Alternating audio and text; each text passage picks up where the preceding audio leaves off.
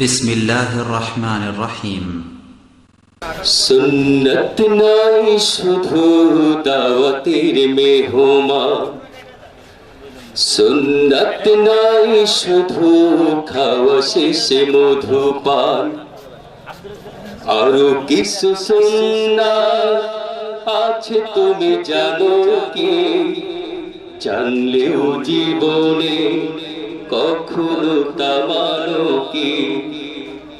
আরো কিছু সুন্নাত আছে তুমি জানো কি? জানলেও জীবনে কখনো তা মানো কি?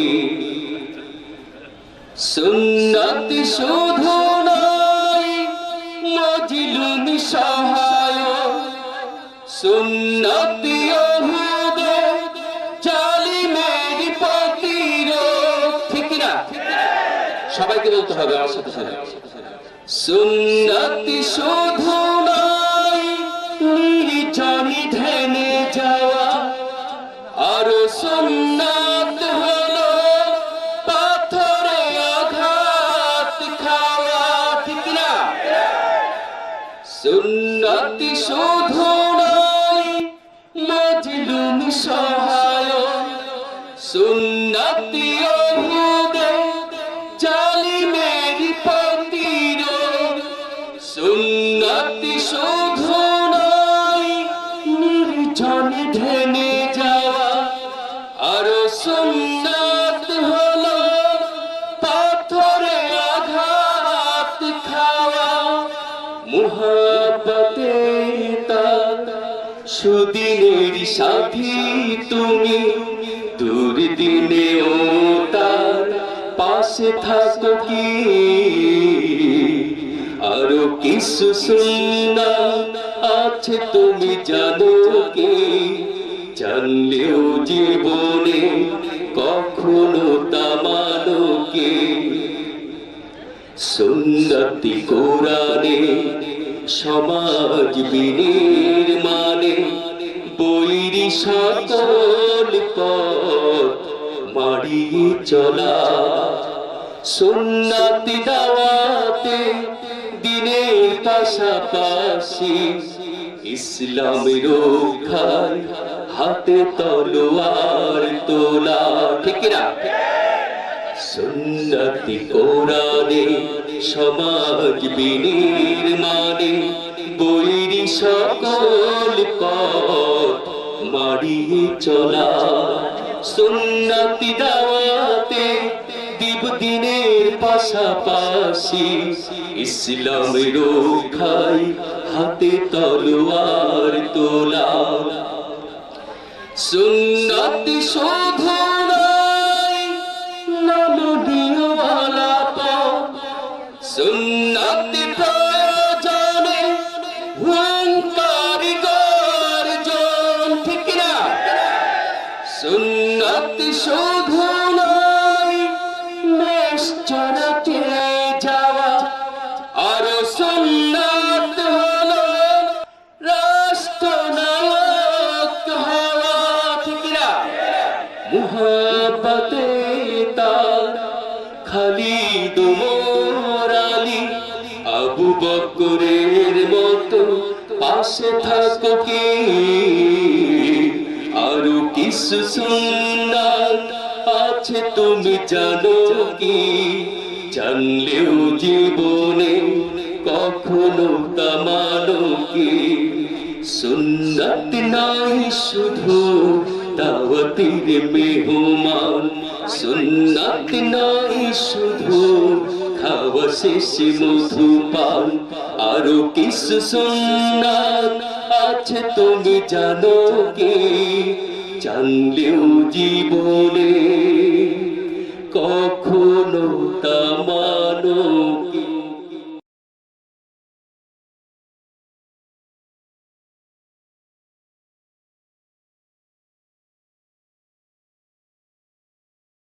السلام عليكم ورحمة الله وبركاته. الحمد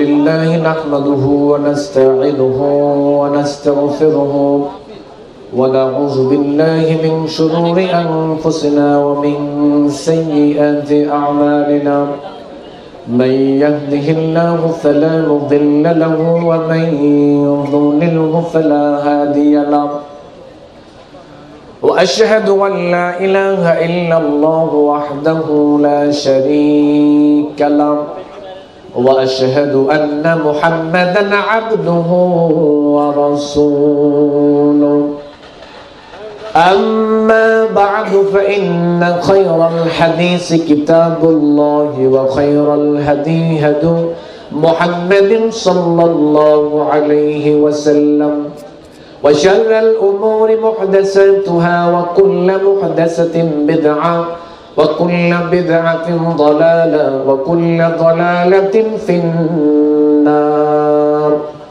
فأعوذ بالله من الشيطان الرجيم بسم الله الرحمن الرحيم إن الله وملائكته يصلون على النبي يا أيها الذين آمنوا صلوا عليه وسلموا تسليما اللهم صل على محمد وعلى آل محمد সবচেয়ে উত্তম দুরূদের নাম কি বলেন তো? পিছনের সবাই শুনতে পাচ্ছেন? সবচেয়ে উত্তম দুরূদের নাম কি? আরো জোরে, সবচেয়ে উত্তম দুরূদের নাম কি? রাসূল সাল্লাল্লাহু আলাইহি সাল্লাম বলেছেন, ইযা সাল্লাইতুম আলাইয়া, যখনই তোমরা আমার উপর দুরূদ পড়বে, ফাকুলু, তোমরা বলো, সবাই পড়েন, আল্লাহুম্মা সাল্লি আলা মুহাম্মাদ ওয়া আলা আলি মুহাম্মাদ কামা সাল্লাইতা আলা ইব্রাহিম ওয়া আলা আলি ইব্রাহিম ইন্নাকা হামিদুম মাজিদ اللهم بارك على محمد وعلى آل محمد كما باركت على إبراهيم وعلى آل إبراهيم إنك حميد مجيد أما بعد নীলক্ষেত বার্ষিক ওয়াজ মাহফিল, আজকের মাহফিলে উপস্থিত সম্মানিত মুসল্লিয়ানে কেরাম, মহান আল্লাহ সুবহানাহু ওয়া তাআলার জন্য শুকরগুজার হচ্ছি, যেই মহান আল্লাহ সুবহানাহু ওয়া তাআলা আমাদেরকে আজকে এরকম সুন্দর একটা দ্বীনি বৈঠকের আয়োজন করার এবং এত বিশাল একটা প্রোগ্রামকে বাস্তবায়ন করার জন্য আমাদের সবাইকে এখানে আসার তৌফিক দিয়েছেন। এজন্য আমরা শুকরিয়া আদায় করছি, আলহামদুলিল্লাহ। আমরা আসতে পেরে খুশি না বেজার? আমরা খুশি। ভূমিকা ছাড়াই আপনাদের সামনে কথা হবে, তবে বক্তব্যের শুরু থেকে শেষ পর্যন্ত আপনাদের জীবনের জন্য, আমার জীবনের জন্য অত্যন্ত মূল্যবান কিছু কথা আমি বলবো। আমার প্রত্যেকটা কথাই আপনার জীবনের জন্য, আমার জীবনের জন্য মূল্যবান হবে ইনশাআল্লাহ। এজন্য বক্তব্যের শুরু থেকে শেষ পর্যন্ত আপনাকে খেয়াল করতে হবে আমি আপনাকে কি বোঝাতে চাচ্ছি। আজকের 1 ঘন্টা 1.5 ঘন্টার সময়ে পুরা ইসলাম আপনাকে বোঝানো সম্ভব নয়, তবে পুরা ইসলাম বুঝার জন্য কয়েকটা দৃষ্টিভঙ্গি দেওয়া আমার দ্বারা সম্ভব হবে ইনশাআল্লাহ। আপনাকে আমি পুরা ইসলাম বুঝাতে পারবো এটা আমি বলি না, তবে ইসলাম বুঝার জন্য কয়েকটা দৃষ্টিভঙ্গির প্রয়োজন, এটা আমি আপনাকে দিতে পারবো এবং দেওয়ার জন্য আমি এসেছি ইনশাআল্লাহ। বলেন ইনশাআল্লাহ। দৃষ্টিভঙ্গি এখন থেকে শুরু। এই ডান সাইডের যে জমিটা আছে, সরকারি পক্ষ থেকে লোক এসে বলল এই ডান সাইডের জমির মালিক হচ্ছে সরকারি লোক। এবার এই জমির মালিক বের হয়ে বলল, জিনা স্যার, এই জমির মালিক আমি। সরকারি পক্ষের লোক বলল, জমির মালিক যদি তুমি হও তাহলে দলিল উপস্থাপন করো। এবার ওই লোকটা জমির মালিক দলিল উপস্থাপন করলো, প্রশাসনের সামনে এনে দলিল দেওয়ার পরে প্রশাসনের লোক এটা দেখে বলল, দলিল ঠিক আছে তবে দলিলটা ভুয়া। দলিল ঠিক আছে তবে দলিলটা ভুয়া। এখন কি জমি টিকবে? টিকবে না। প্রশাসনের লোক বললো জমিটা তোমার নাও, জমিটা এখন থেকে প্রশাসনের। এই হলো একটা। বাম সাইডের যে জমিটা, এই জমিটা প্রশাসনের লোক এসে বললো এই জমিটা সরকারের। এই জমির মালিক বলল জি না স্যার, জমি আমার। বলল জমি যদি তোমার হয় তাহলে দলিল পেশ করো। জমির মালিক বলল দলিল পেশ করতে হবে কেন? 100 বছর পূর্ব থেকে বাপ দাদারা জমি ভক্ষণ করে আসছে। আমরা জমি ভক্ষণ করছি, এলাকার সবাই জানে, সমস্ত মানুষ জানে জমি আমরা ভক্ষণ করছি, তো জমি আমার, এটার দলিল লাগবে কেন? সরকারি লোক বলল 100 বছর থেকে জমি তুমি ভক্ষণ করেছো, প্রশাসনের সমস্ত লোক জানে জমি তোমার, এলাকার মানুষ জানে জমি তোমার, বাপ দাদা জমি ভক্ষণ করেছে তোমার। এখন যদি দলিল না দেখাতে পারো জমি টিকবে না। তাহলে বাপ দাদা 100 বছর ভক্ষণ করার পরে কি দলিলবিহীন জমিটা টিকানো যাবে? এ হলো দুইটা। এবার আরেকটা জমির সামনের প্রশাসনের লোক গিয়ে বললো এই জমির মালিক প্রশাসন। জমির মালিক বের হয়ে বলল জি না স্যার, জমির মালিক আমি। বলল দলিল আছে? বলল দলিল আছে মানে CSRS প্রশাসন সব আছে, নিয়ে আসো। এবার নিয়ে আসার পরে প্রশাসনের লোক দেখলো দলিল CSRS পর্সা সব ঠিকঠাক মতো আছে। প্রশাসনের লোক বললো জমিটা তোমার। একই প্রশাসনের লোক 3টা জমি দেখলো, একই ব্যক্তি 3টা জমিকে পর্যবেক্ষণ করলো। 3টা জমি থেকে 2টা জমি প্রশাসন নিয়ে নিল, আর একটা জমি ওই প্রশাসনের লোকেরা এই জমিটা নেয় নাই কেন? দলিলের কারণে। কিসের কারণে? এই 3টা দৃষ্টিভঙ্গি আপনাকে দিলাম। বাংলাদেশে ধর্ম প্রচার হচ্ছে 3 ক্যাটাগরির দলিল দিয়ে। ওই যে প্রথম শ্রেণী, এই লোকটা দলিল আছে তবে দলিল ভুয়া। বাংলাদেশে ইসলাম প্রচার করছি আমরা, দলিল আছে অসংখ্য, দলিল ভুয়া। বাম সাইডের লোকটা জমি ভক্ষণ করেছে কেন? বাপ দাদা জমি ভক্ষণ করেছে, এজন্য সে ভক্ষণ করেছে। আমরা ধর্ম প্রচার করছি এবং ধর্ম মানছি বাপ দাদার দোহাই দিয়ে, দলিলে থাকলে থাকুক আর না থাকলে নাই। আবার কিছু মানুষ চেষ্টা করছে দিন প্রচার করার জন্য, আমল করার জন্য, যেই দলিলটার CSRS পর্সা ডাটা কবলা, যে আমলটার পিছনে শক্তিশালী মজবুত দলিল রয়েছে, কিছু মানুষ চেষ্টা করছে ধর্মটাকে ওই ভিত্তিক প্রচার করার জন্য এবং মানার জন্য। এবার আপনাকে আমি আগেই বলেছি, একদিনে আমি আপনাকে পূর্ণাঙ্গ ইসলাম শিক্ষা দিতে পারবো না, তবে আপনাকে সচেতন হতে হবে। প্রাথমিকভাবে ধর্ম মানতে গেলে, ধর্ম বুঝতে গেলে আপনার সামনে 3 ক্যাটাগরির দলিল আসবে। একটা আসবে দলিল তবে ভুয়া, আর একটা আসবে দলিলই নাই, আর একটা আসবে দলিল দিয়ে। মানবেন কোনটা? পিছন থেকে মানবেন কোনটা? নির্দিষ্ট কোন দল বা কোনো কিছুর পিছনে আপনাকে ডাকতে আসেনি, কোনো কিছু থেকে আপনাকে বের করতে আসেনি। আপনাকে এসেছি ইসলামের ভিতরে ঢোকার জন্য। ইসলামের ভিতরে ঢুকতে হলে কিছু দৃষ্টিভঙ্গি এখন আপনাকে শিখে যেতে হবে। এখন এলো প্রথম কথা। এবার দেখেন, এদেশের মাটিতে 100 বছর ধরে ইসলাম প্রচার হচ্ছে এমন ভাবে, আর আপনারা ইসলাম শিখছেন এমন ভাবে। দেখেন, আপনাকে বোঝানোর জন্য আমি একটা উদাহরণ এভাবে পেশ করছি। একটা পুরুষ ওয়াজ মাহফিলে আসলো, 3 থেকে 4 ঘন্টা পর্যন্ত লোকটা ওয়াজ মাহফিল শুনলো। এবার বাড়িতে যাওয়ার পর স্ত্রী বলল আমি তো মাহফিলে যেতে পারিনি, তুমি তো মাহফিলে গিয়েছ, তো বক্তা কি আলোচনা করেছে আমাকে একটু বলো তো। স্বামী বলল তোমাকে আমি কি বলবো, আমি তো মূলত বক্তা কি বলে আমি তো সেটা শুনতে যাই নাই, আমি তো মূলত বক্তা কিভাবে বলে ওইটা দেখতে গিয়েছিলাম। এদেশের মাটিতে 100 বছর ধরে ইসলাম প্রচার হচ্ছে এমন ভাবে, এদেশের মাটিতে মানুষ ইসলাম শিখছে এমন ভাবে, এদেশের মাটিতে এখন ইসলাম প্রচার হচ্ছে এমন ভাবে, এদেশের মাটিতে এখন অসংখ্য মুসল্লিরা ইসলাম শিখছে এমন ভাবে, বক্তব্যের মাধ্যমে ওয়াজ শুনতে যায় না, মূলত বক্তা কিভাবে বলে ওইটা শুনতে যায়, কি বলে সেটা শুনতে যায় না। এই ইসলাম শিখবে কি করে? ইসলাম শিখার জন্য ওয়াজ মাহফিলে এসেছেন, বক্তা কিভাবে বলে ওইটা যদি আপনি দেখেন, কিয়ামতের আগ পর্যন্ত আপনি ওয়াজ শুনতে পারবেন, মৃত্যুর আগ পর্যন্ত ওয়াজ মাহফিলে যেতে পারবেন, হেদায়েত পাবেন না। আর যদি মনোযোগ দিয়ে কি বলে, হেদায়েতের নিয়তে, আমলের নিয়তে আপনি যদি কথাগুলো শ্রবণ করেন, তো নিজেও উপকৃত হতে পারবেন, পরিবারকে উপকৃত করতে। 2 নাম্বার, এবার দেখেন, এর নাম হচ্ছে ওয়াজ মাহফিল। এই মঞ্চের নাম কি? ওয়াজ মাহফিল। এদেশের মানুষ ওয়াজ বলতে কি বুঝে আর আমরা ওয়াজ বলতে কি বুঝাচ্ছি আমি নিজেও জানি না। আপনারা ওয়াজ বলতে কি বুঝেন, আমরা বক্তারা ওয়াজ বলতে কি বুঝাচ্ছি এটা আমরা নিজেরাও জানি না। তবে অনেক গবেষণা করে চিন্তা করলাম ওয়াজ মাহফিল বলতে কি আপনাদেরকে একটু বোঝানো দরকার।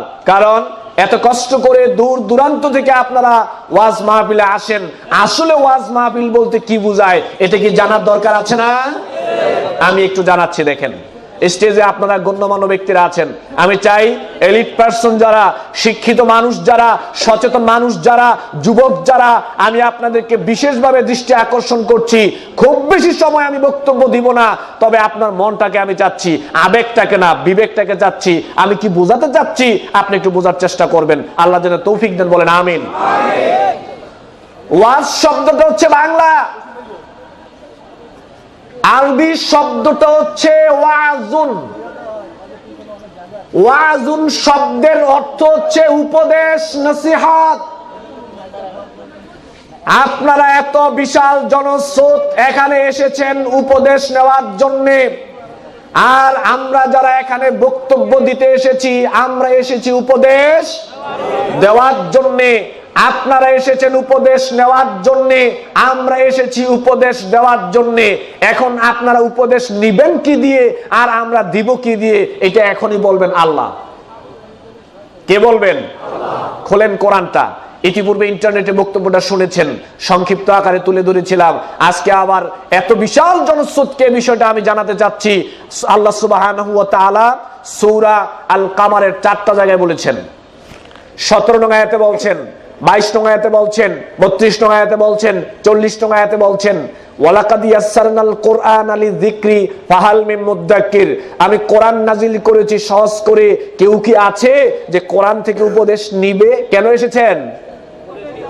সবাই বলেন কেন এসেছেন? উপদেশ নেওয়ার জন্য।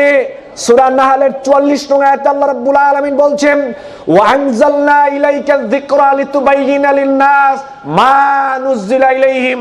আমি আপনার নিকট জিকির নাজিল করেছি যাতে আপনি মানুষের মধ্যে এটা ব্যাখ্যা করতে পারেন, বর্ণনা করতে পারেন যা আপনার প্রতি নাজিল করা হয়েছে। রাসূল সাল্লাল্লাহু আলাইহি ওয়াসাল্লামের প্র্যাকটিক্যাল লাইফ, প্র্যাকটিক্যাল জীবন হচ্ছে কোরআনের ব্যাখ্যা, সহিহ সুন্নাহ হচ্ছে কোরআনের ব্যাখ্যা।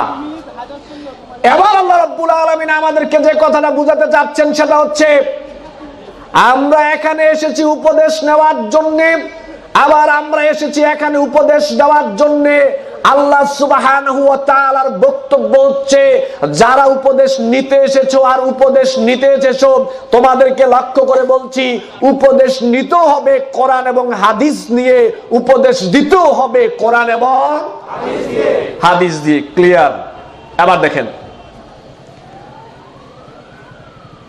এদেশের মাটিতে যতগুলো মসজিদ রয়েছে, যতগুলো ওয়াজ মাহফিল রয়েছে, আমি বলবো না সব মাহফিলের কথা, অসংখ্য মাহফিল হচ্ছে এদেশের মাটিতে বক্তব্য দেওয়া হচ্ছে। যেই মাহফিলে বক্তব্যের মধ্যে কোরআন হাদিস বলা তো দূরের কথা, বেশিরভাগ জায়গায় বলা হয় গল্প, গুজব, কিচ্ছা কাহিনী, মিথ্যা বানানো ঘটনা। কেন? ওয়াজ করার জন্য কি কোরআন হাদিস যথেষ্ট না? আল্লাহ বলছে ওয়াজ করবে কোরআন এবং হাদিস দিয়ে। ধর্মের মধ্যে এত পার্থক্য কেন? আলেম ওলামাদের মধ্যে এত মতভেদ কেন? আলেম ওলামাদের মধ্যে, ধর্মের মধ্যে এত ঝামেলা হওয়ার কারণ হচ্ছে কিছু মানুষ চেষ্টা করছে কোরআন এবং হাদিস ভিত্তিক দিন প্রচার করার জন্য, আর কিছু মানুষ দিন প্রচার করছে গল্প গুজব কিচ্ছা কাহিনী দিয়ে। তো সংঘর্ষ তো হবেই। একই মঞ্চে আমি বসলাম, এই একই মঞ্চে আরেকটা বক্তাকে এনে বসান, আমি যে কোরআন থেকে কথা বলছি সে যদি একই কোরআন থেকে কথা বলে তো কোনো সমস্যা হবে? আমি এখানে কোরআন থেকে কথা বললাম, আরেকটা বক্তা এখানে বসে গল্প গুজব কিচ্ছা কাহিনী বলে চলে গেলে সংঘর্ষ তো হবে। সচেতন হতে হবে মসজিদ কমিটিকে, সচেতন হতে হবে জনস্রোতকে, সচেতন হতে হবে মসজিদের সভাপতিকে, সচেতন হতে হবে এলাকার দায়িত্বশীলকে, সচেতন হতে হবে সমাজের দায়িত্বশীলকে। যখন খতিব সাহেব মিম্বরে দাঁড়াবে, বক্তা সাহেব চেয়ারে বসবে ওয়াজ করার জন্য, হাতের মধ্যে কোরআন তুলে দিয়ে বক্তাকে বলবেন কোরআন থেকে কথা বলেন, ধর্ম জানতে চাই। খতিব সাহেবকে বলবেন, খতিব সাহেবের হাতে কোরআন তুলে দিবেন, খতিব সাহেবের হাতে হাদিসের কিতাব তুলে দিবেন, দিয়ে বলবেন কোরআন এবং হাদিস থেকে কথা বলেন, ধর্ম জানতে চাই। ধর্ম মানার পরে মেনে জান্নাত চাই। গল্প গুজব কিচ্ছা কাহিনী মানলে জান্নাত পাওয়া যাবে না।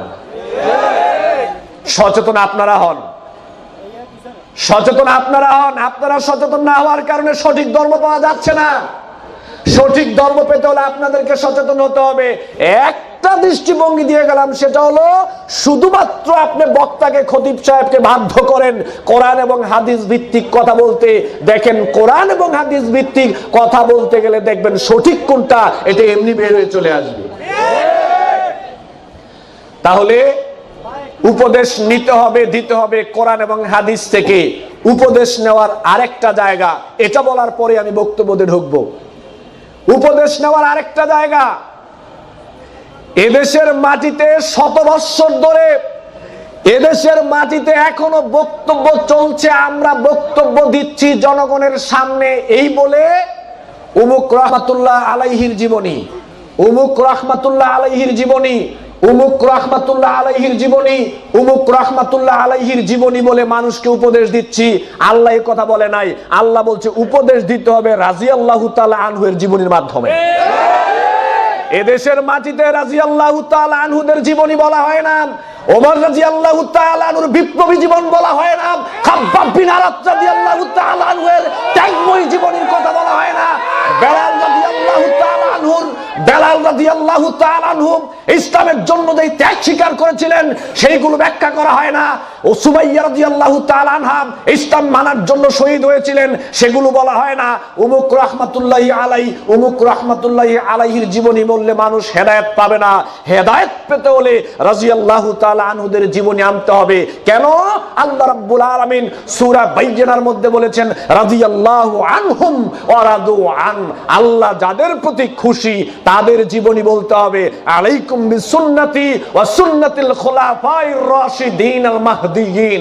ওদের জীবনী আপনি জাতির সামনে তুলে ধরেন, জাতির মানুষ দেখবেন আরো অনেক কিছু শিখতে পারবে। তাই বলে আমি রাহমাতুল্লাহ আলাইহি যারা, তাদেরকে আমি ছোট করে দেখছি না। তবে সাহাবায়ে কেরামের তুলনায় তারা কি কিছু না, তাদের তুলনা সাহাবায়ে কেরামের সাথে চলে না। সম্মানিত উপস্থিতি, যে কোনো মানুষ আপনার সামনে বক্তব্য দেওয়ার সময় উমুক রাহমাতুল্লাহি আলাই, তুমুক রাহমাতুল্লাহি আলাই, উমুক রাহমাতুল্লাহি আলাইহির জীবনী যদি বলে ওয়াজ করে, ঠাস করে মাঝে থেকে দাঁড়িয়ে বলবেন যে হুজুর রাদিয়াল্লাহু তাআলা আনহুর জীবনী বলেন, ওয়াজ শুনতে চাই। রাদিয়াল্লাহু তাআলা আনহুর জীবনী বলেন, ধর্ম জানতে চাই। তাদের জীবনীর মধ্যেই খুঁজে পাওয়া যাবে ইসলামের দিক নির্দেশনা, ঠিক কিনা? তাহলে উপদেশ নেওয়ার তিনটা জায়গা, একটা হচ্ছে কোরআন, আর একটা রাসূল সাল্লাল্লাহু আলাইহি সাল্লামের সহিহ সুন্নাহ, আর একটা সাহাবায়ে কেরামের যে সহিহ জীবনীগুলো, সহিহ ঘটনা কোরআন এবং সহিহ হাদিসে এসেছে, ওইগুলো থেকে উপদেশ নেওয়ার ছাড়া অন্য কোথা থেকে উপদেশ নেওয়া যাবে না। আবু বকর রাদিয়াল্লাহু তাআলা আনহু এর থেকে উপদেশ নিতে পারেন, এটা ইসলামের একটা অংশ, তাদের থেকে নিতে পারেন। কিন্তু উমুক রাহমাতুল্লাহি আলাই হেরা কি ইসলামের কোনো অংশ না? ইসলামের অংশ না। সম্মানিত উপস্থিতি, তাহলে এই যে দৃষ্টিভঙ্গিগুলো এখন আপনাদের সামনে আমি উপস্থাপন করলাম, এই যে দৃষ্টিভঙ্গিগুলো এখন আপনাদের সামনে উপস্থাপন করলাম, এটা কি কোনো নির্দিষ্ট মাযহাবের, নির্দিষ্ট মতবাদের, নির্দিষ্ট কোনো দলের কোনো কারো দৃষ্টিভঙ্গি, না কোরআন সুন্নাহর দৃষ্টিভঙ্গি? তাহলে কোরআন সুন্নাহর দৃষ্টিভঙ্গি মোতাবেক যদি এদেশের মাটিতে বক্তব্য দেওয়া হয়, কোরআন সুন্নাহ মোতাবেক দৃষ্টিভঙ্গিতে যদি এদেশের মাটিতে খুতবা হয়, আর আমরা মুসল্লিরাও যদি কোরআন সুন্নাহ ভিত্তিক বক্তব্য শোনার, শ্রবণ করার জন্য যদি আমরা তৈরি হয়ে যাই, তাহলে কি আমাদের মধ্যে মতভেদ আরো কমে যাবে না? আল্লাহ আমাদের বুঝদান করুন, আমরা বলি আমিন। এই হলো ভূমিকা। এবার বক্তব্যের বিষয়। আজকে বক্তব্যের বিষয় হচ্ছে আল্লাহকে মানতে হবে দুই ভাবে। আপনার জীবনের জন্য অনেক মূল্যবান কথা আমি বলবো, আমি চলে গেলে আপনি বুঝবেন আপনার জীবনের জন্য আমি কি বলে গেছি। আমার জীবনের জন্য অনেক মূল্যবান কথা বলবো, যেটা আমি নিজেও কল্পনা করি। আল্লাহকে মানতে হবে দুই ভাবে। প্রথমে মানতে হবে আল্লাহকে অন্তর দিয়ে, পরে মানতে হবে কর্ম দিয়ে। বোঝার চেষ্টা করবেন, বক্তব্য আমি পুরোটা আপনাকে বোঝাতে সক্ষম নই, তবে একটা দৃষ্টিভঙ্গি দিতে পারবো ইনশাআল্লাহ। আল্লাহকে মানতে হবে দুই ভাবে। প্রথমে মানতে হবে আল্লাহকে অন্তর দিয়ে, পরে মানতে হবে আল্লাহকে কর্ম দিয়ে। দুইটা বাক্য আমি কেন সেট আপ করলাম দেখেন। আপনি আল্লাহকে কর্ম দিয়ে মানেন, আপনি সালাত আদায় করেন, সিয়াম পালন করেন, রমজানের সিয়াম পালন করেন, নফল সিয়াম পালন করেন, হজ করেন, ওমরা করেন, যাকাত দেন, তাবলীগের কাজ করেন, তারপরে আপনি দ্বীনের কাজ করেন, তারপরে আপনি সেখানে জিকির আজগার করেন, আরো অন্যান্য ভালো আমল করেন। আপনার কর্মগতভাবে আল্লাহকে মানাটা এত যে মাটি থেকে শুরু করে আসমান পর্যন্ত ঠেকে গেছে আল্লাহকে কর্মগতভাবে মানতে, কিন্তু অন্তর্গতভাবে আপনি আল্লাহকে মানতে পারলেন না। কর্মগতভাবে আল্লাহকে মানা এক তাও কাজে আসবে না, এক তাও না। আগে আল্লাহকে অন্তর্গতভাবে মানতে হবে, পরে আল্লাহকে কর্মগতভাবে মানতে হবে। কেন মানবেন দেখেন, পবিত্র কোরআনের এমন কোন জায়গা নাই যেই জায়গায় আল্লাহ রাব্বুল আলামিন আল্লাহকে কর্মগতভাবে মানার আগেই অন্তর্গতভাবে মানার কথা বলে নাই। একটা জায়গায় আপনি এটা পাবেন না। যত জায়গায় আল্লাহ বলছে কর্মগতভাবে মানো, এর আগেই আল্লাহ বলছে তুমি আমাকে অন্তর্গতভাবে আগে মানো। আল্লাহ রাব্বুল আলামিন বলেন, وَبَشِّرِ الَّذِينَ آمَنُوا وَعَمِلُوا الصَّالِحَاتِ أَنَّ لَهُمْ جَنَّاتٍ تَجْرِي مِنْ تَحْتِهَا الْأَنْهَارُ। সুসংবাদ দেন আপনি তাদেরকে। সূরা বাকারার মধ্যে আল্লাহ রাব্বুল আলামিন আমাদেরকে লক্ষ্য করে বললেন, আল্লাহ নবীকে বললেন আপনি সুসংবাদ দেন তাদেরকে যারা ঈমান আনয়ন করেছে, আর ঈমান আনয়ন করার পরে যারা ভালো কাজ করেছে, আমলে সালেহ করেছে। এই আয়াতের মাধ্যমে আল্লাহ রাব্বুল আলামিন যে কথাটা আমাদেরকে বোঝাতে চাইলেন সেটা হচ্ছে, আল্লাহ রাব্বুল আলামিন বললেন আপনি তাদেরকে জানিয়ে দেন তারা যেন আগে আমাকে অন্তর দিয়ে মানে, তারপরে যেন কর্ম দিয়ে মানে। আগে যদি তারা আমাকে অন্তর দিয়ে মানতে পারে, তারপরে যদি তারা আমাকে কর্ম দিয়ে মানতে পারে, তাহলে আমি তাদেরকে জান্নাতের সুসংবাদ দিলাম। আল্লাহ রাব্বুল আলামিন আরো বললেন, ইন্নাল্লাযীনা আমানু ওয়া আমিলুস সালিহাতি কানাত লাহুম জান্নাতুল ফিরদাউসি নুজুলা। জান্নাতুল ফেরদাউস হচ্ছে সবচেয়ে উচ্চ জান্নাত। জান্নাতুল ফিরদাউস হচ্ছে সবচেয়ে দামি, সবচেয়ে মর্যাদা সম্পন্ন জান্নাত। জান্নাতুল ফেরদাউস কিভাবে পাওয়া যাবে আল্লাহ রাব্বুল আলামিন সেটাও আমাদেরকে জানিয়ে দিলেন। আল্লাহ রাব্বুল আলামিন বলেন, নিশ্চয়ই যারা ঈমান আনয়ন করেছে, ভালো আমল করেছে। ঈমান আনার অর্থ হচ্ছে নিশ্চয়ই যারা আল্লাহ রাব্বুল আলামিনকে আগে অন্তর দিয়ে মেনেছে, তারপরে যারা আল্লাহ রাব্বুল আলামিনকে কর্ম দিয়ে মেনেছে, আমি আল্লাহ রাব্বুল আলামিন তাদেরকে জান্নাতুল ফেরদাউস দেব। জান্নাতুল ফেরদাউস পেতে হলে, জান্নাতে যদি আমি আর আপনি যেতে চাই, তাহলে সর্বপ্রথম আল্লাহকে অন্তর দিয়ে মানতে হবে, তারপরে আল্লাহ রাব্বুল আলামিনকে কর্ম দিয়ে মানতে হবে। এবার দেখেন আপনি আল্লাহকে অন্তর দিয়ে মানবেন কিভাবে। সময় খুব সংক্ষেপ, বেশি বক্তব্য আপনার সামনে আমি দিতে পারবো না। আল্লাহকে আপনি অন্তর দিয়ে মানবেন কিভাবে? কর্ম দিয়ে মানার ব্যাপারটা ব্যাপক আকারে বলা যাবে না। অন্তর দিয়ে আল্লাহ রাব্বুল আলামিনকে আগে মানতে হবে। দল মত নির্বিশেষে বক্তব্যটা আপনাকে শ্রবণ করতে হবে, যেহেতু আমরা সবাই পরকালে জান্নাত চাই। আল্লাহকে অন্তর দিয়ে মানতে হবে কিভাবে দেখেন। এই গোটা সৃষ্টিকুলের সৃষ্টিকর্তা কে? এটা কি অন্তর্গত না? এটা বিশ্বাসের ব্যাপার না? এই গোটা সৃষ্টিকুলের সৃষ্টিকর্তা কে? সূরা আলাকের 1 নং আয়াত আল্লাহ বলছেন, ইকরা বিসমি রাব্বিকাল্লাযী খালাক।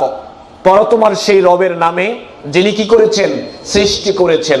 সূরা বাকারার মধ্যে আল্লাহ বলছেন, ইয়া আইয়ুহান নাসু উবুদু রাব্বাকুমুল্লাযী খালাকাকুম ওয়াল্লাযীনা মিন ক্বাবলিকুম। হে পৃথিবীর মানব সকল, গোলামি করো সেই রবের যিনি তোমাদেরকে সৃষ্টি করেছেন এবং তোমাদের পূর্ববর্তীদেরকে। তাহলে রবকে, আল্লাহকে অন্তর দিয়ে প্রথমে মানতে হবে এভাবে যে গোটা সৃষ্টিকুলের সৃষ্টিকর্তা হচ্ছেন আল্লাহ। এগুলো অন্তর দিয়ে আপনি আল্লাহকে মানলেন। আল্লাহ যে আমাদের সৃষ্টিকর্তা, দল মত নির্বিশেষে আমাদের সমস্ত কিছু ভেদাভেদ হিংসা বিদ্বেষ ভুলে গিয়ে আল্লাহ আমাদের সৃষ্টিকর্তা, এতে কারো কোনো আপত্তি আছে? আচ্ছা, এবার দেখেন, আল্লাহকে অন্তর দিয়ে মানতে হবে। ব্যবসা বাণিজ্যে বরকত দেওয়ার মালিককে দেখেন, এখনই আপনি ধরা খাবেন, এখনই আপনি ধরা খাবেন। আপনারা কি হজ করেছেন? আপনারা কি উমরা করেছেন? আপনারা কি জান্নাত চান? আপনারা কি আল্লাহকে খুব মানেন? এই মুহূর্তে আপনি ধরা খাবেন। ব্যবসা বাণিজ্যে রিজিকে বরকত দেওয়ার মালিক কে?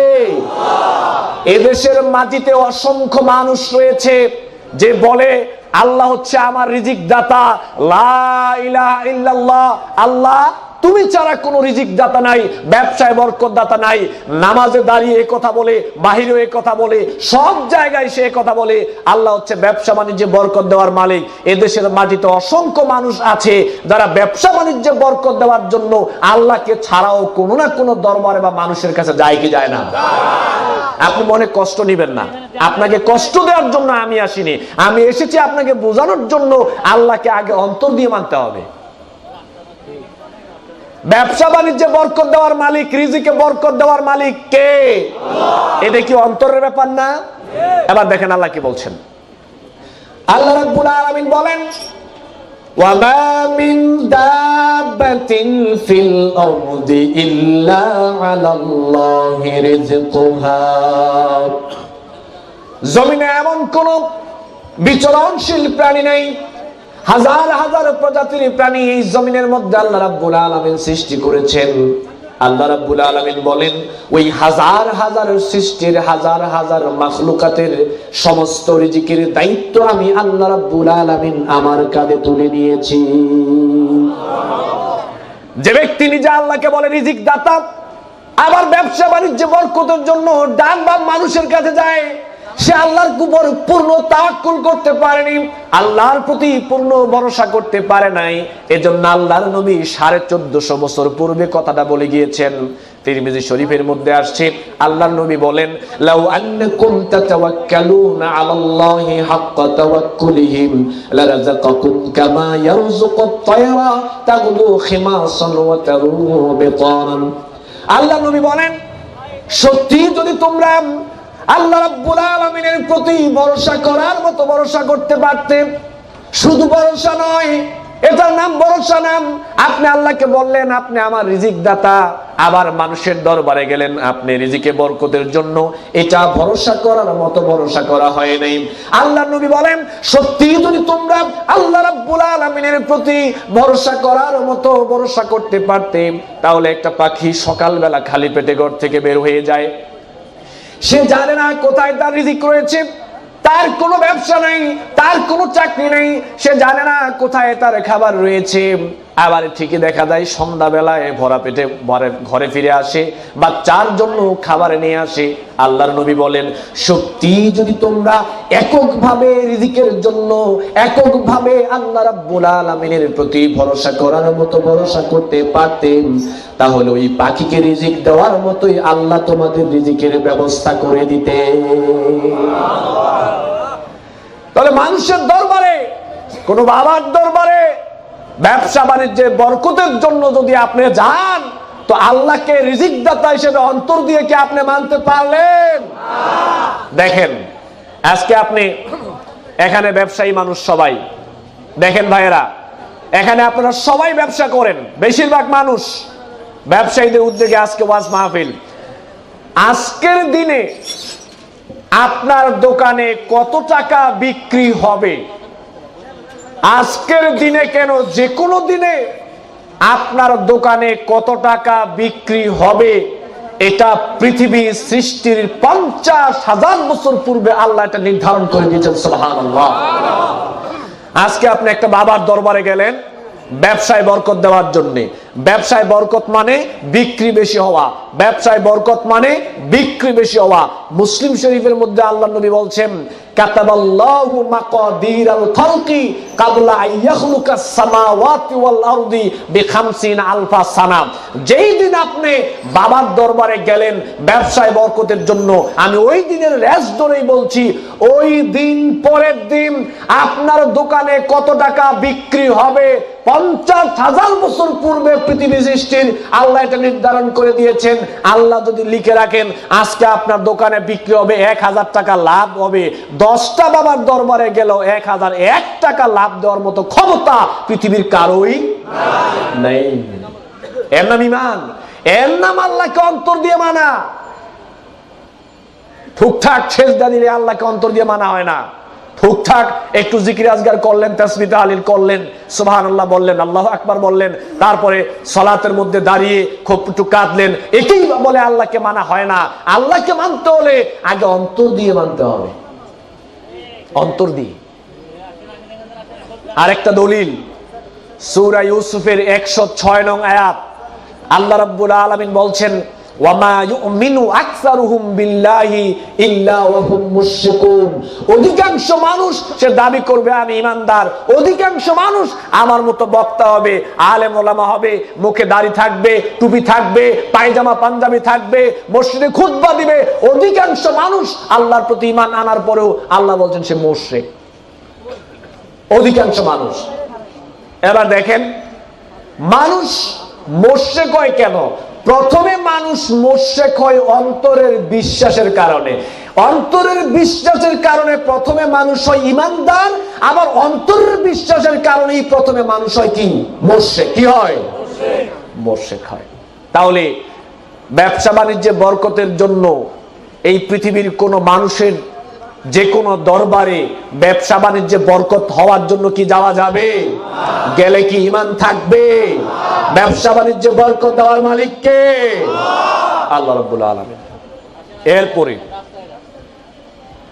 বিপদ আপদ থেকে উদ্ধার করার মালিক কে? এটা অন্তরের ব্যাপার, এটা অন্তর্গতভাবে আল্লাহকে মানতে হবে, এটা কর্মগত নয়। অন্তর্গতভাবে আপনাকে আগে মানতে হবে যে সমস্ত বিপদ আপদ বালা মুসিবত থেকে উদ্ধার করার মালিক হচ্ছেন এককভাবে আল্লাহ। এদেশের মাটিতে অসংখ্য নামদারি মুসলিম রয়েছে যারা দাবি করছে মুসলিম, লেবাসে বোঝা যায় অনেক বড় মুসলিম, কিন্তু বিপদে পড়ার পরে আল্লাহকে না ডেকে অন্য কোন মানুষের কাছে ধরনা ডাকাডাকি করছে না। বিভিন্ন আলেম ওলামা পীর বুজুর্গ ওলি আউলিয়া দরবেশকে বিপদে পড়ে ডাকে আল্লাহকে না ডেকে।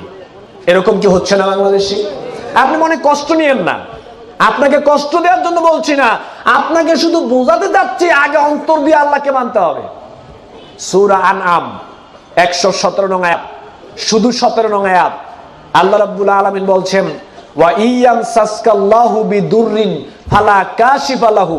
আল্লাহ রাব্বুল আলামিন বললেন যে আমি যদি তোমাকে কোনো বিপদ আপদ বালা মুসিবত দেই, পৃথিবীর কোনো মানুষ তোমাকে সেই বিপদ থেকে উদ্ধার করতে পারবে না। আমি আল্লাহ যদি তোমাকে কোনো বিপদ দিতে ইচ্ছা করি, ওই বিপদ আপদ পৃথিবীর কোনো মানুষ ঠেকাতে পারবে না। তিরমিজি শরীফের একটা হাদিস, রাসূল সাল্লাল্লাহু আলাইহি সাল্লাম বলছেন, লাউ ইজতামাত আলা আইয়ানফাউকা বিশাইইন লাম ইয়ানফাউকা ইল্লা বিশাইইন কাদ কাতাবাল্লাহু লাক, লাউ ইজতামাত আলা আইয়াদুররুকা বিশাইইন লাম ইয়াদুররুকা ইল্লা বিশাইইন কাদ কাতাবাল্লাহু আলাইক। রাসূল সাল্লাল্লাহু আলাইহি সাল্লাম বলছেন, জেনে রাখো তোমার কল্যাণ আর অকল্যাণ, পৃথিবীর সমস্ত শক্তি যদি একত্রিত হয় তোমার কোনো উপকার করার জন্য, উপকার ততটুকুই করতে পারবে যতটুকু আল্লাহ সুবহানাহু ওয়া তাআলা লিখে দিয়েছেন। সুবহানাল্লাহ। পৃথিবীর সমস্ত শক্তি যদি একত্রিত হয় তোমার কোনো ক্ষতি করার জন্য, ক্ষতি ততটুকুই করতে পারবে যতটুকু আল্লাহ সুবহানাহু ওয়া তাআলা নির্ধারণ করে দিয়েছেন। এবার দেখেন দুই একটা বাস্তবতা দেখাই, বাস্তবতা না দেখালে বুঝবেন না। আমি যে গাড়ি দিয়ে মাহফিল করি, গাড়ির ড্রাইভার ময়মনসিংহ থেকে একদিন মাহফিল করে ফেরার পথে গাড়ির ড্রাইভারের সামনে দিয়ে একটা বিড়াল দৌড় মারলো। আমার গাড়ির ড্রাইভার একবার হাত বের ধরলো। আমি বললাম কি ব্যাপার ভাই, কি হয়েছে? বললো যে ভাই সামনে দিয়ে বিড়াল গেছে। আমি বললাম তো কি হয়েছে? বললো সামনে যে কোনো বিপদ আছে। আমি বললাম তো এখন কি করতে হবে? বললো গাড়ি একটু পিছনে ব্যাক দিয়ে আবার সামনে নিতে হবে, তাহলে বিপদ চলে যাবে। আমি বললাম তাই নাকি? বললো যে হ ভাই, বাপ দাদা থেকে তো তাই শুনে আসছি, শত শত বছর ধরে শুনে আসছি এরকমই। আমি বললাম গাড়ি পিছনে যাবে না, গাড়ি আজকে সামনে যাবে। হে বললো না ভাই এটা কি বলেন, সামনে যে কোনো বিপদ হতে পারে। বাপ দাদারা বলেছে ভুল বলেছে নাকি, গাড়ি একটু পিছনে ব্যাক দেবো। আমি বললাম যে গাড়ি পিছনে যাবে না, গাড়ি সামনেই যাবে, আমি দেখতে চাই কি বিপদ হয়। আল্লাহর বান্দাকে আমি বুঝাইতেই পারলাম না। অবশেষে পরে আমি বললাম যে ভাই দেখেন, আজকের রাত্রে আমার আপনার ভাগ্যে কি কি বিপদ আপদ লেখা আছে এটা পৃথিবীর সৃষ্টির 50,000 বছর পূর্বে আল্লাহ রাব্বুল আলামিন এটা লিখে দিয়েছেন। এখন গাড়ি পিছনে ব্যাক দিলেও বিপদ হবে, না দিলেও। এরপরে বলছি আজকের রাত্রে আপনার আমার ভাগ্যে কি কি বিপদ আপদ লেখা আছে পৃথিবীর সৃষ্টির 50,000 বছর পূর্বে আল্লাহ এটা নির্ধারণ করে দিয়েছেন। বিড়াল সামনে দিয়ে গেলেও বিপদ হবে, না গেলেও বিপদ হবে। এরপরে বললাম আজকের রাত্রে যদি আপনার এবং আমার ভাগ্যে কোনো বিপদ আপদ লেখা না থাকে, বিড়াল একবার কেন, বিড়াল যদি 100 বার সামনে দিয়ে যায় কোনো বিপদ হবে না। তারপরে বুঝে না, একটু চিন্তা ভাবনা করে বলল কয় আচ্ছা ঠিক আছে আল্লাহ ভরসা। আমি ভাবলাম যে কিছু নইলো তো বুঝছে। আমাকে ফোন করে আমার এক দিনী ভাই বলল যে ভাই আজকে শনিবার, ওয়াইফকে নিয়ে একটু রাস্তায়, ওয়াইফকে নিয়ে একটু বেড়াতে যাব, ওয়াইফ রাজি হচ্ছে না। আমি বললাম কি বলে? ওয়াইফ বলল শনিবারে ঘর থেকে বের হওয়া নাকি বিপদ আপদ, এটা নাকি বিপদ আপদের দিন, এজন্য ওয়াইফ ঘর থেকে বের হতে চাচ্ছে না। তা আমি বললাম আপনি কি করতে চান? বলল ভাই আমাকে একটা জিনিস সলিউশন দেন, আমি কি করতে পারি? আমি কি বললাম যে আপনার ওয়াইফকে আপনি বলবেন শনিবারে আপনাদের ভাগ্যে কি কি বিপদ আপদ বালা মুসিবত আছে পৃথিবী সৃষ্টির 50,000 বছর পূর্বে আল্লাহ রাব্বুল আলামিন এটা নির্ধারণ করে দিয়েছেন। এখন শনিবারে ঘর থেকে বের হলো বিপদ হবে, 14টা কম্বল গায়ে দিয়ে শুয়ে থাকলে বিপদ হবে। এর নাম ঈমান, এর নাম আল্লাহকে অন্তর দিয়ে মানা। পূর্ণাঙ্গ ইসলাম আপনাকে আমি বুঝাতে পারবো না, তবে কিছু একটা দৃষ্টিভঙ্গি আপনাকে দিচ্ছি, অন্তর দিয়ে আল্লাহকে কি মানতে হবে। আমি বললাম আপনার ওয়াইফকে আপনি গিয়ে বলবেন শনিবারে যদি আমাদের ভাগ্যে কোনো বিপদ আপদ লেখা না থাকে, সারা বাংলাদেশ ঘুরলেও কোনো বিপদ আপদ হবে না। আরেকটাই, আমার গাড়ির ড্রাইভারকে ধরলাম, হাতের মধ্যে একটা তাবিজ বাঁধলো। আমি বললাম এটা বাঁধলেন কেন? বললো যে ভাই রাতের বেলা চলাফেরা করি, সাপে টাপে কাটতে পারে, অনেক বিপদ আপদ হয়, এটা সাথে থাকলে বিপদ আপদ হবে না, সে আমাকে বলল। তা আমি বললাম সত্যি কি এটা সাথে থাকলে বিপদ আপদ হবে না? বললো যে না মুরব্বীরা তো তাই বলে। তখন আমি বললাম তো সারা বাংলাদেশের মানুষ যদি এইটা দিয়ে ঘুরি তো কোনো বিপদ আপদই হবে না। আমি বললাম যে ভাই একটা কেন 14টা তাগা এবং তাবিজ নিয়ে যদি হাতের মধ্যে আপনি দিয়ে ঘুরেন যে আপনাকে সাপে কাটবে না, বিপদ আপদ হবে না, আর আল্লাহ যদি লিখে রাখে আপনার ভাগ্যে বিপদ আপদ, 100 তাবিজ হাতে বেঁধে ঘুরলেও কোনো লাভ হবে না। এর নাম ঈমান, এর নাম আল্লাহকে অন্তর দিয়ে মানা। বিপদ থেকে যে কোনো কৌশল অবলম্বন করলে বাঁচা যায়, তবে খুযু হিজরাকুম, সতর্কতা অবলম্বন করতে হবে। কিন্তু সতর্কতা অবলম্বন করার পরেও যদি বিপদ আপদ লেখা থাকে তো বিপদ আপদ ঠেকাতে পারবে? একটা দলিল নেন। আল্লাহ রাব্বুল আলামিন বলেন আইনামা তাকুনু ইউদরিকুমুল মাউতু ওয়ালাউ কুনতুম ফি বুরুজিন মুশাইয়াদা। মানুষ বিপদ থেকে বাঁচার জন্য, মৃত্যু থেকে বাঁচার জন্য মানুষ অনেক পদ্ধতি, অনেক চেষ্টা অবলম্বন করে। আল্লাহ রাব্বুল আলামিন আমাদেরকে লক্ষ্য করে জানিয়ে দিলেন, বিপদ থেকে বাঁচার জন্য, মৃত্যু থেকে বাঁচার জন্য তুমি যে কোনো কৌশল অবলম্বন করো না কেন লাভ হবে না। মৃত্যু থেকে বাঁচার জন্য, বিপদ থেকে বাঁচার জন্য যদি তুমি একটা সুদৃঢ় দুর্গের ভিতর অবস্থান করো, আর যদি বিপদ সেখানে লেখা থাকে, তাহলে ওই সুদৃঢ় দুর্গের ভিতরে তোমার বিপদ ঘটবে। আল্লাহ রাব্বুল আলামিন আরো জানিয়ে দিলেন, লিকুল্লি উম্মাতিন আজাল ফাইদা জা আজালুহুম লা ইস্তাখিরুনা সাআতাও ওয়া লা ইস্তাকদিমুন। আল্লাহ রাব্বুল আলামিন বলেন, বিপদের সময়টা নির্ধারিত, কোন সময় বিপদ হবে, কোন জায়গায় হবে, কিভাবে হবে, সমস্ত কিছুই আল্লাহ রাব্বুল আলামিন নির্ধারণ করে দিয়েছেন। এখন আপনি দেখেন, আপনি সিএনজি দিয়ে রাস্তা দিয়ে চলছেন, আবার সিএনজির ডান সাইডে গিয়ে আপনি বসলেন। আপনি বসার পরে চিন্তা আসলো মনের মধ্যে, সিএনজির ডান সাইডে বসলে অ্যাক্সিডেন্ট হওয়ার সম্ভাবনা রয়েছে, কেন এটা হাইওয়ে রোডে চলবে, বিশ্ব রোডে চলবে, এজন্য বিপদ থেকে বাঁচার জন্য বাম সাইডে গিয়ে বসলেন। এবার আরো 4 জন সিএনজিতে বসার পরে ড্রাইভার গাড়ি চাললো।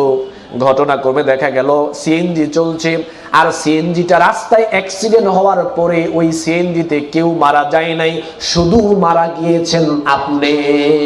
হতে পারে এরকম? হতে পারে অবশ্যই। অথচ মৃত্যু থেকে বাঁচার জন্য, বিপদ থেকে বাঁচার জন্য ডান সাইড থেকে আপনি বাম সাইডে গিয়েছিলেন। আল্লাহ রাব্বুল আলামিনের বক্তব্য হলো, বিপদ যদি লেখা থাকে বাঁচার কোনো সুযোগ নেই। আপনি যে ডান সাইড থেকে বাম সাইডে যাওয়ার পরেও যে আপনার মৃত্যু হয়েছে, আল্লাহ রাব্বুল আলামিনের বক্তব্য হলো, ওই মৃত্যুটাই তোমাকে ডেকে ডান সাইড থেকে বাম সাইডে নিয়ে গিয়েছে। সুবহানাল্লাহ। বাঁচার কোনো সুযোগ নেই। এরপরে আজকে বাংলাদেশের মানুষ বিপদে পড়লে যাকে ডাকে, আমি তো বলি বিপদে পড়লে আপনারা আল্লাহকে বাদ দিয়ে বিপদে পড়লে আপনি যেই বাবাকে ডাকেন, ওই বাবা বিপদে পড়লে বাবাই নিজেও কিন্তু আল্লাহকেই ডাকে। এটা কিন্তু ভালো করে খেয়াল করবেন। আপনি বিপদে পড়লে যাকে ডাকেন, সে নিজে বিপদে পড়লে কিন্তু আল্লাহকেই ডাকে। দেখেন একটা ঘটনা বলি।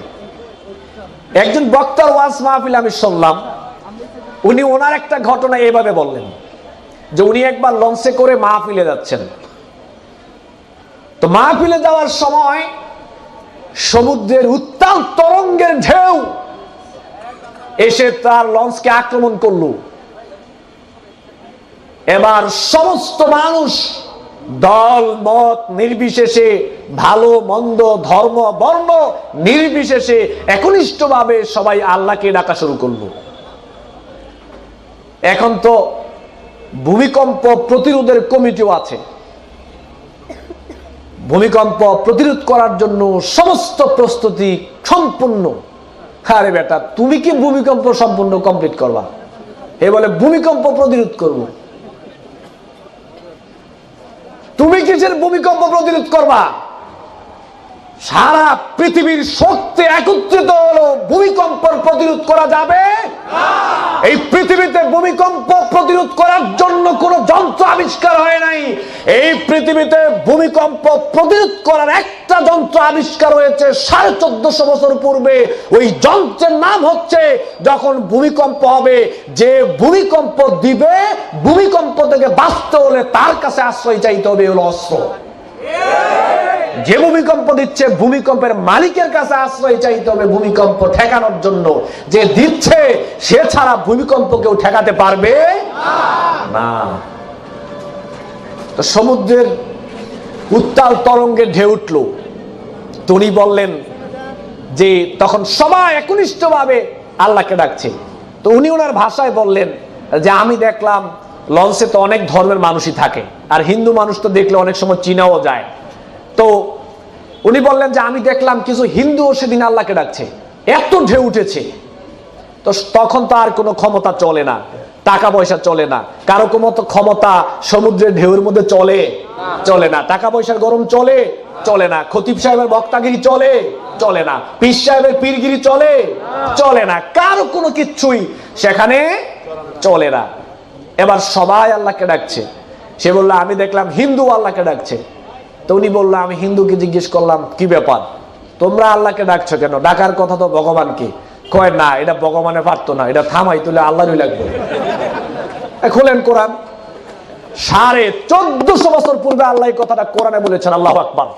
দেখেন দলিল, সূরা আনকাবুতের 65 নং আয়াতে আল্লাহ রাব্বুল আলামিন বললেন, ফাইযা রাকিবু ফিল ফুলকি দাআউল্লাহ মুখলিসিনা লাহুদ্দিন।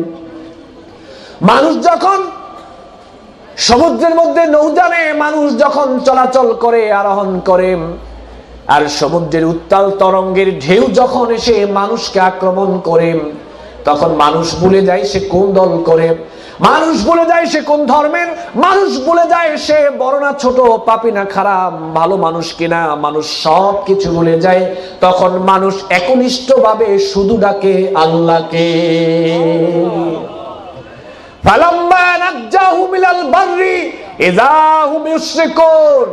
বিপদে পড়ে ডাকলো আল্লাহকে, আল্লাহ বলছে আমাকে তারা এমন ভাবে ডাকে যে জীবনেও আল্লাহকে ডাকে না, বিপদে বলে সেও আল্লাহকে ডাকে। এমন ভাবে সে আল্লাহকে ডাকে, একনিষ্ঠ ভাবে ইখলাসের সহিত সে আল্লাহকে ডাকে। আল্লাহ বলছেন তখন আমার রহমতের কারণে আমি তাকে বিপদ থেকে উদ্ধার করে দেই। আমি দেখি না সে কোন দল করে, আমি দেখি না সে কোন দলের, আমি দেখি না সে কোন ধর্মের, আমি দেখি না সে পাপী না ভালো। আমার রহমতের কারণে আমি তাকে বিপদ থেকে উদ্ধার করে দেই। আর বিপদ থেকে উদ্ধার হয়ে যাওয়ার পরে আবার যেই কদু হেলাও। আল্লাহ বলছেন আমি না, আল্লাহ বলছে বিপদ থেকে উদ্ধার হয়ে যাওয়ার পরে আবার একজনে বলে বাবা, একদল বলে ভগবান, এক দলে বলে গড। আল্লাহ বলছে তুই মুশরিক না, তুই মুশরিক। আল্লাহ বলছে আমি বলিনি। ইযা হুম ইউশরিকুন। বিপদে পড়ে ডাকে আল্লাহকে, আর বিপদ থেকে যখন আল্লাহ উদ্ধার করে দেয় তখন আবার যেই কদু হেলাও তখন আবার মানুষ শিরকে লিপ্ত হয়ে যায়। কথাটা কে বলেছেন বলেন? আল্লাহ রাব্বুল আলামিন বলছেন। দলিল সূরা আনকাবুতের 65 নং আয়াত। তাহলে আল্লাহকে আগে কি দিয়ে মানতে হবে? অন্তর দিয়ে। আল্লাহকে আগে কি দিয়ে মানতে হবে? অন্তর দিয়ে আল্লাহকে মানতে হবে। নরসিংদীর শিবপুরে একটা ঘটনা আপনাকে বলি, আমার স্বচক্ষে দেখা। এগুলো বললে আপনারা বেশি বুঝবেন, বাস্তবতা দেখলে মানুষ আলোচনা বেশি বুঝে। এক লোক হে নাকি আল্লাহর ওলি, তো পানি পড়া দিলেই এই পানি মানুষ খায়, তার যে কোনো রোগ বালা মুসিবত ভালো হয়ে যায়। এবার কি করলো দেখেন, সে পানি পড়া দিল। প্রথমে মানুষ গ্লাস নিয়ে গেল, গ্লাস নিয়ে যাওয়ার পরে আপনার পানি পড়া দিল, মানুষ খেলো, আর সে ভালো হয়ে গেল। এখন দিন দিন কাস্টমার শুধু বাড়তেই আছে।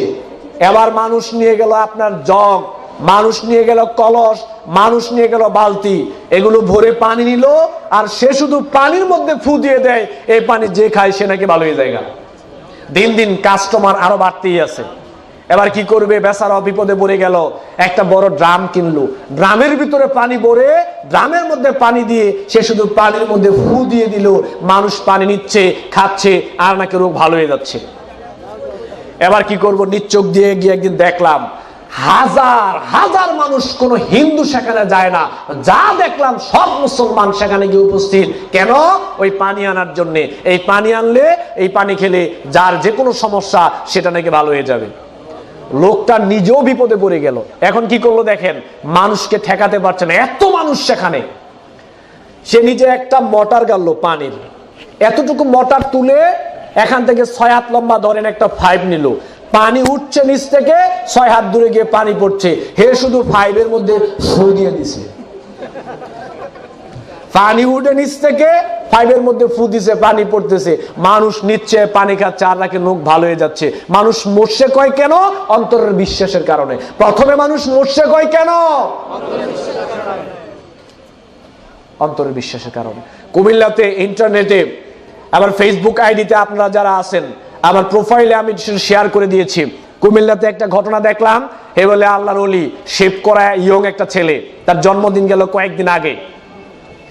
জন্মদিন উপলক্ষে অসংখ্য নারী, আর হিন্দুদের পূজা মণ্ডপে যেই বাদ্যযন্ত্রটা বাজানো হয়, এটা তার জন্মদিনে বাজানো হচ্ছে, আর নারীরা নৃত্য নাইস করছে। সে নারীদের মাঝে সে নিজেও নৃত্য নাইস করছে, হে নাকি আল্লাহর ওলি। এরপরে তার জন্য কেক আনা হলো, এবার তাকে গোসল করানো হবে, ভিডিও ফুটেজ।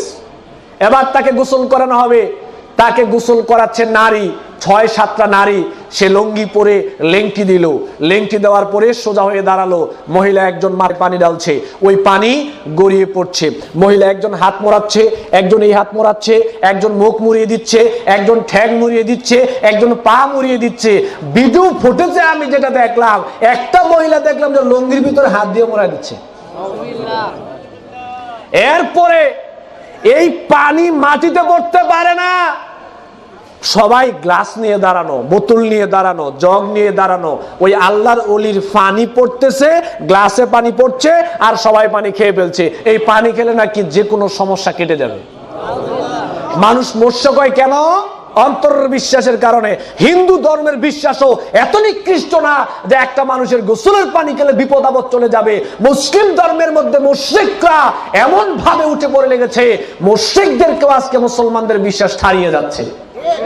আসলে তারা মুসলমান না, তারা নামদারি মুসলিম, লেবাসদারি মুসলিম। প্রকৃত মুসলমান তারা না। হে বলে আল্লাহর ওলি, আমি তার নাম আল্লাহর ওলি দিছি না, আমি দিছি তার নাম শয়তানের ওলি। আল্লাহর ওলিদের কখনো এরকম কাজ হতে পারে? আল্লাহর ওলিরা কখনো মানুষকে শিরকের দিকে ডাকতে পারে না। সম্মানিত উপস্থিতি, বিপদ আপদ বালা মুসিবত এই সমস্ত কিছু থেকে উদ্ধার করার মালিক কে? কে বলছে? আল্লাহ। কাজে কর্মে তো আপনাদের ঠিক নেই। বিপদে পড়লেন, এক গ্লাস পানি নিয়ে হুজুরের কাছে গেলেন, গিয়ে বললেন আমার কাছেই ধরেন, অন্য হুজুরা রাগ করবে, আমাকে দিয়ে বোঝাতে হবে, তাহলে খেপবে না। আমার কাছে এসে বললো হুজুর আমাকে একটু পানি পড়া দেন। বললাম কি হয়েছে? বললো বাচ্চা 6 দিন ধরে প্রস্রাব করে না। তো আমি যদি আপনার ছেলেকে পানি পড়া দেই, আপনার ছেলে প্রস্রাব করবে, এটা আপনাকে বলছে কে? আমি হুজুর যদি আপনার ছেলেকে পানি পড়া দেই, আপনার ছেলের বিপদ আপদ কেটে যাবে, মাথা ব্যথা বন্ধ হয়ে যাবে, এটা আপনাকে বলছে কি? একটা দলিল দেন তো পারলে দেখান। নিজের সন্তানের জন্য নিজের বাপ মার দোয়াটাই কি সর্বশ্রেষ্ঠ দোয়া না? আপনার সন্তান বিপদে পড়েছে, আপনি সালাতে দাঁড়ান, আপনি এক গ্লাস পানি নিয়ে সূরা ফাতিহা পড়ে আপনি ফু দিয়ে বাচ্চাকে খাওয়ান, ভালো হওয়ার সম্ভাবনা আছে না ভাই? কিন্তু আমি পানি পড়া দিলে ভালো হবে, এটা আপনাকে বললো কে? আজকে কিছু গোমর ফাঁস করে পরে যাব। আজকে আমাদের কিছু গোমর পাস করে পরে এখান থেকে যাব। দেখেন, আপনাকে আমি পানি পড়া দিই, পানি পড়ার সময় দেখবেন পরে আস্তে আস্তে ফু দেওয়ার সময় জোরে একটা ফু দেয় না, পরে আস্তে ফু দেয়, ফু জোরে দেয়, পরে আসতে কেন? এটা একটা গোমর আছে, যেটা আসতে পরে, এটা যদি জোরে পড়ে আর আপনি যদি শুনতে পারেন, তা আপনি হুজুরকে বলেন ধুর মিয়া, এটা তো আমিই পারি, আমার দা বইরা আমি ফু দিব, আপনার লাগতো না। হুজুর পরে সূরা ফাতিহা আর কিচ্ছু না, শুধু সূরা কি পড়ে? ফাতিহা পড়ে। আবার খেয়াল করেন, আপনাদের কিছু সমস্যা আছে। সেই দিন একটা আমাকে বললো যে হুজুর আমার বাপ মা তো মারা গিয়েছে, কয়েক বছর হয়েছে, তো হুজুর আমার বাপ মার জন্য একটু দোয়া করতে হবে, চলেন। আমি বললাম কি ব্যাপার, আপনার বাপ মা কি এখনো জান্নাতে যায় নাই? কারণ প্রত্যেক বছর তো আমাদেরকে নিয়ে দোয়া করান জান্নাতে ফাটানোর জন্য, তার মানে এখন দোয়া করলে বোঝা যাচ্ছে যে আসলে জান্নাতে যায় নাই। কয় ভাই এটা কি বললেন? বললাম যে ভাই এত বোকামি করেন কেন? আপনার বাপ মার জন্য আমি কাবা ঘরের ইমাম সাহেব হতে পারি, আপনার বাপ মার জন্য কাবা ঘরের ইমাম সাহেবও যদি দোয়া করে দোয়া কবুল হবে কোনো গ্যারান্টি নাই। হতেও পারে আবার নাও, কিন্তু সন্তান বাপ মার জন্য দোয়া করলে দোয়া কবুল হবে একেবারে 100% গ্যারান্টি। আপনি আপনার বাপ মার জন্য আমাকে দোয়া করতে বলেন কেন? লজ্জা লাগে নিজের বাপ মার জন্য দোয়া করতে? আচ্ছা আরো কথা, এবার আপনি দেখেন কতগুলো ঝামেলা এখানে। আপনি আমাকে বললেন দোয়া করার জন্য, আচ্ছা ঠিক আছে আপনার বাপ মার জন্য আমি দোয়া করব। এবার আপনি আমাকে বাড়িতে নিয়ে গেলেন খাওয়ানোর জন্য, এবার বাড়িতে পেট ভরে খাওয়াইলেন, খাওয়ানোর পরে এবার আমি আপনার বাপ মার জন্য দোয়া করছি, আপনার সামনে খাড়া। বাস্তবতা বাংলাদেশে যা চলেছে এখন চলছে, আপনার সামনে খাড়া, এখন আমি আপনার বাপ মার জন্য দোয়া করছি। দোয়াতে কি কান্না যে হুজুরে কাঁদে, নিজের বাপ মার জন্য হুজুর কাঁদে না, হুজুর আপনার বাপ মার জন্য কাঁদে। আসলে কাঁদে না, পুরোটাই অ্যাক্টিং, একটাও কাঁদে না, চোখ দিয়ে একটুও পানি আসে না কারণ আমি নিজে জানি না। এরপরে আপনার সামনে দাঁড়ানো বলছেন হুজুর দোয়া করেন বাপ মার জন্য। এই যে দোয়া ধরে 15 মিনিট আপনার সামনে হুজুর আপনাকে আপনার বাপ মার জন্য দোয়া করছে, কি সুন্দর দোয়া যে করছে, একেবারে দোয়া করতে করতে এমন অবস্থা হয়েছে যে বুঝা গেলাইছে মনে হয় জান্নাত গেছে, আরেকটু বাকি আছে। এই যে দোয়াগুলো বললো, একটাও দোয়া না, সব খালি আপনারা ফার্ম দিছে। কিছুক্ষণ পরে তো পকেটটা ভরে দিতে হবে। কেন বলছি কথাটা দেখেন, এই কথাটা বলতাম না। হুজুরের বাপ মার জন্য দোয়া করাইতে গিয়ে কয়দিন আপনাদেরকে দাওয়াত দিয়ে খাওয়াইছে? কেন খাওয়ায় না? হুজুরের বাপ মার জন্য দোয়া করার জন্য কেন আপনাদেরকে একদিনে দাওয়াত দেওয়া হয় না? আমরা হুজুররা ভালো করে জানি আমগো বাপ মার জন্য আমগো দোয়াটাই কাজে আসবে, আমনে করে আসবে না। আপনারা বুঝেন না, আমগো দোষ নাই, হুজুরগো দোষ নাই, বুঝেন না তো আপনারা। হুজুররা কি করবো? হুজুররাও তো ঠেলায় পরে চাকরি চলে যাবে, বিদায় যেতে হয়। এখন আপনারাই তো হুজুরদেরকে বাধ্য করেন, দায়ী আগে আপনারা। এরপরে দেখেন হুজুরের দোয়ার প্রতি আপনি এত নির্ভরশীল, আপনি তো বুঝতে পারেন না। আমি বক্তব্য দিচ্ছি, আপনি জানেন আমার ইনকামটা হালাল না হারাম? জানেন? আমার ইনকাম হারাম হলে মরার আগ পর্যন্ত দোয়া করলে আমি দোয়া, আমার হুজুরের দোয়া কবুল হবে না। আমি অনেক বড় বক্তা হতে পারি, কিন্তু আমার ইনকামটা যদি হারাম হয়, আমার নিজের বেলায় তো আমার দোয়া কবুল হবে না, আপনার বাপেটা তো পরের বেলায় আছে। আপনি জানেন আমি শিরিক করি কিনা? জানেন আপনি?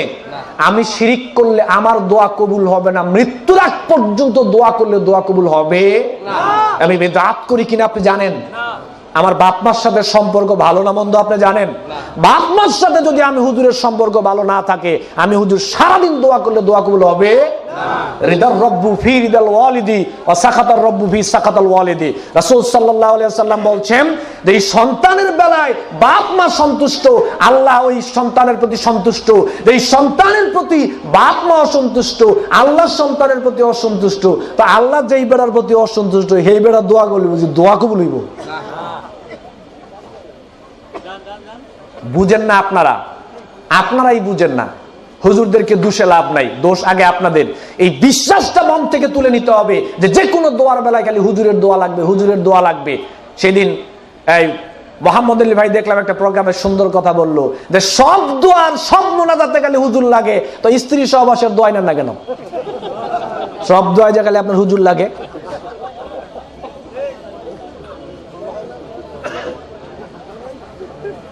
দোয়ার ভার আলেমদের উপর দেওয়া যাবে না। হ্যাঁ, আমাদের উপর দোয়া চাইবেন, আমরাও দোয়া করব, আপনারাও করবেন, কিন্তু কেউ কারো প্রতি একেবারে নির্ভরশীল হওয়া যাবে না। নিজের দোয়াটা নিজের কাছেই নিরাপদ, নিজের বাপ মার কাছেই নিরাপদ। সন্তান বাপ মার জন্য দোয়া করবে, রব্বির হামহুমা কামা রব্বায়ানি সগীরা। এটা কি হুজুরকে শিক্ষা দেওয়া হয়েছে না সন্তানকে বাপ মার বেলায় শিক্ষা দেওয়া হয়েছে? বুঝা উল্টা চলেন আর কি, বুঝেন সবই কিন্তু চলেন উল্টো। সম্মানিত উপস্থিতি, বিপদ আপদ বালা মুসিবত এগুলো দেওয়ার মালিক কে? উদ্ধার করার মালিক কে? তাহলে আশ্রয় চাইতে হবে কার কাছে? আল্লাহর কাছে। এটা অন্তরের ব্যাপার। আগে আল্লাহকে কি দিয়ে মানতে হবে? অন্তর দিয়ে মানতে হবে। সবগুলো দেখাতে পারবো না, বাংলাদেশের কয়েকটা রোগ প্রকাশিত হয়েছে, কয়েকটা দেখাচ্ছি। সন্তান দেওয়ার মালিক কে? এটা অন্তরের ব্যাপার না? আপনি বিয়ে করেছেন, স্ত্রী ঘরে আসলো, 6 বছর হয়েছে, কিন্তু স্ত্রীর সন্তান হচ্ছে না। একজন এসে বললো আপনাকে, আরে সন্তান হয় না তাতে কি হয়েছে, চলো আমার সাথে এক জায়গায় নিয়ে যাই। সন্তান হবে না মানে? নিয়ে গেল এক দরবারে, বললো বাবা একটু কেস ব্যাপারটা এরকম দেখেন, দিল লাল সুতা, দিল একটা তাগা, বললো তুমি চলে যাও, আমি দেখি আল্লাহর সাথে কথা বলে কি করা যায়। এগুলোই তো চলছে এখন। একটাই বলে রাত দিন সারা দিন বলে আল্লাহর কথা হয়। কি কয় এগুলো? কি বলে এগুলো? 6 বৎসর হয়েছে আপনার বংশে কোনো সন্তান আসছে না। 6 বৎসর কেন 10 বৎসর বিয়ে হয়েছে, সন্তান হয় না। আপনি যদি সত্যিকার অর্থে ইমানদার হন, যদি পরকালে জান্নাত চান, আপনাকে লক্ষ্য করে একটা কথা বলছি, 10 বৎসর হয়েছে সন্তান হয় না, আপনাকে মনে করতে হবে এটা আপনার জন্য পরীক্ষা। সন্তান না দিয়ে আল্লাহ আপনাকে পরীক্ষা করছেন, কাউকে দিয়ে পরীক্ষা করছেন আর কাউকে না দিয়ে, কাউকে আল্লাহ সম্পদ দিয়ে পরীক্ষা করেন আর কাউকে না দিয়ে। এদেশের মাটিতে যারা জাকাত দেয়, খুব ধনী মানুষ জাকাত দেয়, আর জাকাত দেওয়ার সময় মনে করে দরিদ্রদের এটা তারা নিজেরাই দায়ী। তারা দরিদ্র, এটা তাদের দোষ, তারা দায়ী। এজন্য অনেক ধনী মানুষ আছে যে মানুষদেরকে তুচ্ছ তাচ্ছিল্য করে। যাকাত দেয় এমন কাপড় যে 2 দিন ধোয়ার পরে আর আগের রং খুঁজে পাওয়া যায় না, এরকম কাপড় যাকাত দেয়। আপনি ধনী হয়েছেন এটা আপনার ক্রেডিটের ব্যাপার না, আপনি ধনী হয়েছেন এটা আপনার অবদান না। আর ওই লোকটা দরিদ্র হয়েছে এটা তার দোষ নয়। আপনাকে ধন দিয়ে, সম্পদ দিয়ে আল্লাহ রাব্বুল আলামিন পরীক্ষা করছেন, আর তাকে সম্পদ না দিয়ে আল্লাহ রাব্বুল আলামিন তাকে পরীক্ষা করছেন, ঠিক কিনা? যাকাত আপনার করুণা নয়, যাকাত আপনার করুণা নয়, নিজের পেটের তাগিদেই আপনাকে গিয়ে বাড়িতে গিয়ে যাকাত দিয়ে আসতে হবে, কারণ পরকালে ঠেলা আছে। এটা গরিবের হক। তাহলে সন্তান চাইতে হবে কার কাছে? যদি আপনাকে আল্লাহ সন্তান না দেন, বুঝতে হবে পরীক্ষা করছেন, পরীক্ষায় পাস হতে হবে না? এখন পরীক্ষায় পাস এভাবে হওয়া যাবে? আর একটা দরবারে গিয়ে সন্তান চাইলে কি পরীক্ষায় টিকতে পারবেন? মুসলিমের খাতায় নাম থাকবে? সূরা সূরা 49 এবং 50 নং আয়াত, লিল্লাহি মুলকুস সামাওয়াতি ওয়াল আরদ ইয়াখলুকু মা ইয়াশাউ ইয়াহাবু লিমান ইয়াশাউ ইনাসা ওয়া ইয়াহাবু লিমান ইয়াশাউ যুকুর আও ইউযাওয়িজুহুম যুকরানা ওয়া ইনাসা ওয়া ইয়াজআলু মান ইয়াশাউ আকীমা। স্পষ্টভাবে শুনে রাখুন, আল্লাহ রাব্বুল আলামিনকে আগে মানতে হবে অন্তর দিয়ে, পরে মানতে হবে কর্ম দিয়ে। যদি কোনো মানুষ সন্তান হয় না, 10 বছর বিয়ে হয়েছে, এই লোকটা যদি কোনো মানুষের দরবারে গিয়ে সন্তান চায়, সেখান থেকে এসে যদি আবার সালাত আদায় করে, মরার আগ পর্যন্ত সালাত আদায় করলে সালাত কবুল হবে না। আগে সে আল্লাহকে অন্তর দিয়ে মানতে পারে নাই। যদি অন্তর দিয়ে আল্লাহকে মানতো, সন্তান চাওয়ার জন্য অন্য কোনো দরবারে এসে যেত। আল্লাহ বলছে, আসমান এবং জমিনের মালিক আমি আল্লাহ। আমি আল্লাহ যাকে ইচ্ছা তাকে কন্যা সন্তান দেই, আমি আল্লাহ যাকে ইচ্ছা তাকে পুত্র সন্তান দেই, আমি আল্লাহ যাকে ইচ্ছা তাকে কন্যা সন্তানও দেই, পুত্র সন্তানও দেই। আমি আল্লাহ যাকে ইচ্ছা তাকে কন্যাও দেই না, পুত্রও দেই না। আমি আল্লাহ তাকে বান্দা বানিয়ে, ইচ্ছাটা কার? মুসলিম শরীফের হাদিস, কাতাবাল্লাহু মাকাদিরাল খালকি কাবলা আইয়াখলুকাস সামাওয়াতি ওয়াল আরদি বিখামসিন আলফা সানা। আপনার বংশে, আপনার ওয়াইফের গর্ভে কয়টা সন্তান হবে না হবে, পৃথিবীর সৃষ্টির 50,000 বছর পূর্বে এটা আল্লাহ নির্ধারণ করে দিয়েছেন। আল্লাহ যদি সিদ্ধান্ত নেয় আপনার বংশে কোনো সন্তান দিবে না, পৃথিবীর সমস্ত বাপ যদি একত্রিত হয়, দরবার যদি একত্রিত হয়, সন্তান দেওয়ার ক্ষমতা পৃথিবী কারো আছে? অসম্ভব। এর নাম হচ্ছে আল্লাহকে অন্তর দিয়ে মানা। এর নাম কি? আল্লাহকে অন্তর দিয়ে মানা। আরেকটা রোগ, যারা পলিটিক্স করেন, আপনাদেরকে লক্ষ্য করে বলছি, আগে আল্লাহকে অন্তর দিয়ে মানতে হবে, পরে কর্ম দিয়ে মানতে হবে। নির্বাচনের পূর্বে শাহজালালের মাজারও জিয়ারত করা যাবে না। নির্বাচনের পূর্বে কোনো মাজার জিয়ারত করা যাবে না। এদেশের মাটিতে নির্বাচনের পূর্বে আমরা গিয়ে বিভিন্ন ধরনের মাজার জিয়ারত করি। কে বলেছে আপনাকে মাজার জিয়ারত করার জন্য? নির্বাচনে আপনি বিজয় লাভ করবেন না, পরাজিত হবেন। ওইটাই মৃত ব্যক্তি কিছু করতে পারবে? শাহজালাল রহমতুল্লাহি আলাইহি, শাহ মাকদুম রহমতুল্লাহি আলাইহি, তারা জান্নাতি না জাহান্নামী আমরা কেউ জানি? কবরের মধ্যে কি অবস্থায় আছে আমরা কেউ জানি? শাস্তিও পেতে পারে, আবার ভালো হতে পারে, কিন্তু কেউ জানি? তবে দোয়া করছে আল্লাহ রাব্বুল আলামিন তাদেরকে জান্নাতের জন্য কবুল করুক, বলেন আমিন। শাহজালাল রহমতুল্লাহি আলাইহি কবরের মৃত্যু, আপনি সেখানে গিয়ে কবর জিয়ারত করলেন, মাজার জিয়ারত করলেন, তিনি আপনার জন্য কোনো কিছুই করতে পারবে না। তিনি তো দূরের কথা, আর নবী তো কবরে থেকে আপনার জন্য কিছু করতে পারবে না, তিনি তো বাদী। আল্লাহকে আগে অন্তর দিয়ে মানতে হবে। বিজয় পরাজয় এটা দুনিয়ার কোন মানুষ দিতে পারে না। ক্ষমতা দেওয়ার মালিক আল্লাহ, ক্ষমতা আবার ছিনিয়ে নেওয়ার মালিক আল্লাহ। সূরা আল ইমরানের 25 নং আয়াত, 25 নং আয়াতটা আপনি খুলে দেখেন, আল্লাহ সেখানে কি বলছেন? কুলিল্লাহুম্মা মালিকাল মুলক। আসমান এবং জমিনের একচ্ছত্র মালিকানা হচ্ছে আল্লাহ। আল্লাহ যাকে ইচ্ছা তাকে ক্ষমতা দেন, আর আল্লাহ যাকে ইচ্ছা ক্ষমতা দেওয়ার পরে যদি কেউ ক্ষমতার অপব্যবহার করে, তার কাছ থেকে আল্লাহ ক্ষমতাটা ছিনিয়ে নেন, ঠিক কিনা? ক্ষমতা দেওয়ার মালিকও আল্লাহ, নেওয়ার মালিকও তা আপনি চাইলে কার কাছে চাইবেন? কোন মাজারের কাছে গিয়ে নির্বাচনে বিজয় লাভ করার জন্য কোন মাজারের জিয়ারত করা যাবে? জিয়ারত করা যাবে না। যদি মাজার জিয়ারত দিয়ে আপনি নির্বাচনের কার্যক্রম শুরু করেন, তাহলে অন্তর দিয়ে আপনি আল্লাহকে মানতে পারলেন। বাংলাদেশের মানুষ কি করছে এখন? এজন্য আমি এই বিষয়টা বাছাই করেছি। আসলে বাংলাদেশের মানুষের এখন অন্তর দিয়ে আগে আল্লাহকে মানতে হবে, পরে কর্ম দিয়ে মানতে হবে। অন্তর দিয়ে এই মানুষ এখন আল্লাহকে মানতে পারছে না। এভাবে করে প্রত্যেকটা জায়গায়, প্রত্যেকটা ক্ষেত্রে আপনি কি করবেন? আল্লাহ রাব্বুল আলামিনকে অন্তর দিয়ে আপনি মানার চেষ্টা করবেন। ছোট্ট একটা পয়েন্টে আপনাকে দেখাই, দেখেন কর্ম দিয়ে মানার ব্যাপারটা আমি আপনার সামনে বলবো। এই পয়েন্টটা বলার পরে আপনি তাকান। আবু জাহেলের নাম শুনেছেন?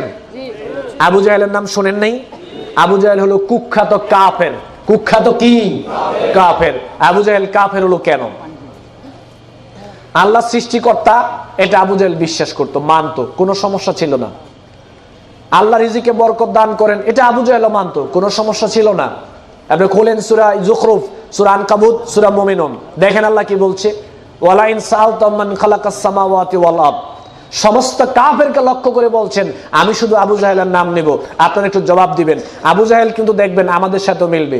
প্রস্তুতি ম্যাচ, তারপরে ঘরোয়া লিগ, কোয়ার্টার ফাইনাল, সেমিফাইনাল, সব আবু জাহেল খেলেছে। আবু জাহেল কাফের হইছে মূলত ফাইনাল ম্যাচে আইসা। ঘরোয়া লিগ, প্রস্তুতি match, quarter final, semifinal Abu জাহেলও খেলছে। কাফের হইছে মূলত ফাইনাল ম্যাচে আইসা। দেখেন কোয়ার্টার ফাইনাল, সেমিফাইনাল, প্রস্তুতি ম্যাচ আবু জাহেল কি করে খেললো। আমি শুধু আবু জাহেলের নাম নেব, জবাব আপনারা দিবেন। ওয়ালা ইন সাআলতাম মান খালাকাস সামাওয়াতি ওয়াল আরদ। আসমান এবং জমিন কে সৃষ্টি করেছে বলেন তো? আবু জাহেল জবাব দিছে লা ইয়াকুলুনাল্লাহ। আসমান এবং জমিন সৃষ্টি করেছে আল্লাহ। মিলে গেল, খেলছে আবু জাহেল। ওয়ালা ইন সাআলতাম মান খালাকাহুম। আমাদেরকে কে সৃষ্টি করেছে? আবু জাহেল বলেছে লা ইয়াকুলুনাল্লাহ, আমাদেরকে সৃষ্টি করেছে আল্লাহ।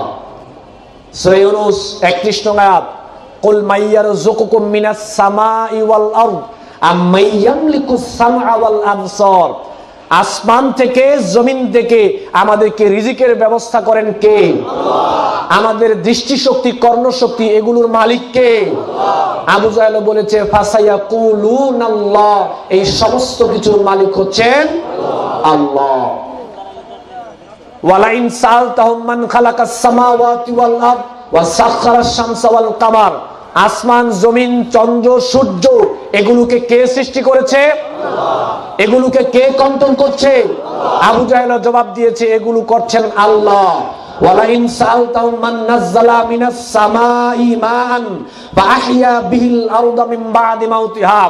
আসমান থেকে বৃষ্টি বর্ষণের মাধ্যমে মৃত জমিকে জীবিত করে সেখান থেকে ফসল উৎপাদন করেন কে? আবু জাহেল বলেছে আল্লাহ। দেখেন তো, সব মিলে যাচ্ছে। আবু জাহেল যে কুখ্যাত কাফের। আবু জাহেল কুখ্যাত কাফের হলো কেন? আবু জাহেল আদমের সন্তান, আমি আর আপনি আদমের সন্তান। আবু জাহেল আল্লাহর সৃষ্টি, আমি আর আপনি আল্লাহর সৃষ্টি। আবু জাহেল যেরকম মানুষ ছিল, আমি আর আপনি তদ্রূপ মানুষ। আবু জাহেল আল্লাহর সমস্ত কিছু ভোগ করেছে, আমরাও ভোগ করছি, কোনো সমস্যাই নেই। তো আবু জাহেল কাফের হবে, আবু জাহেল জাহান্নামে যাবে। আপনার চরিত্র, আমার চরিত্র আবু জাহেলের মতো। আপনার নামটা শুধু আব্দুল্লাহ, আর বছরে একদিন মসজিদে গিয়ে নামাজ পড়েন, আপনি বলছেন আপনি জান্নাতে যাবেন। আপনি কি আল্লাহর আত্মীয় নাকি? আল্লাহর বিচার সবার জন্য সমান। মানুষ কাফের, মুশরিক হয় কিছু কর্মের কারণে। মানুষ কাফের হয়, মুশরিক হয় বিশ্বাসের কারণে।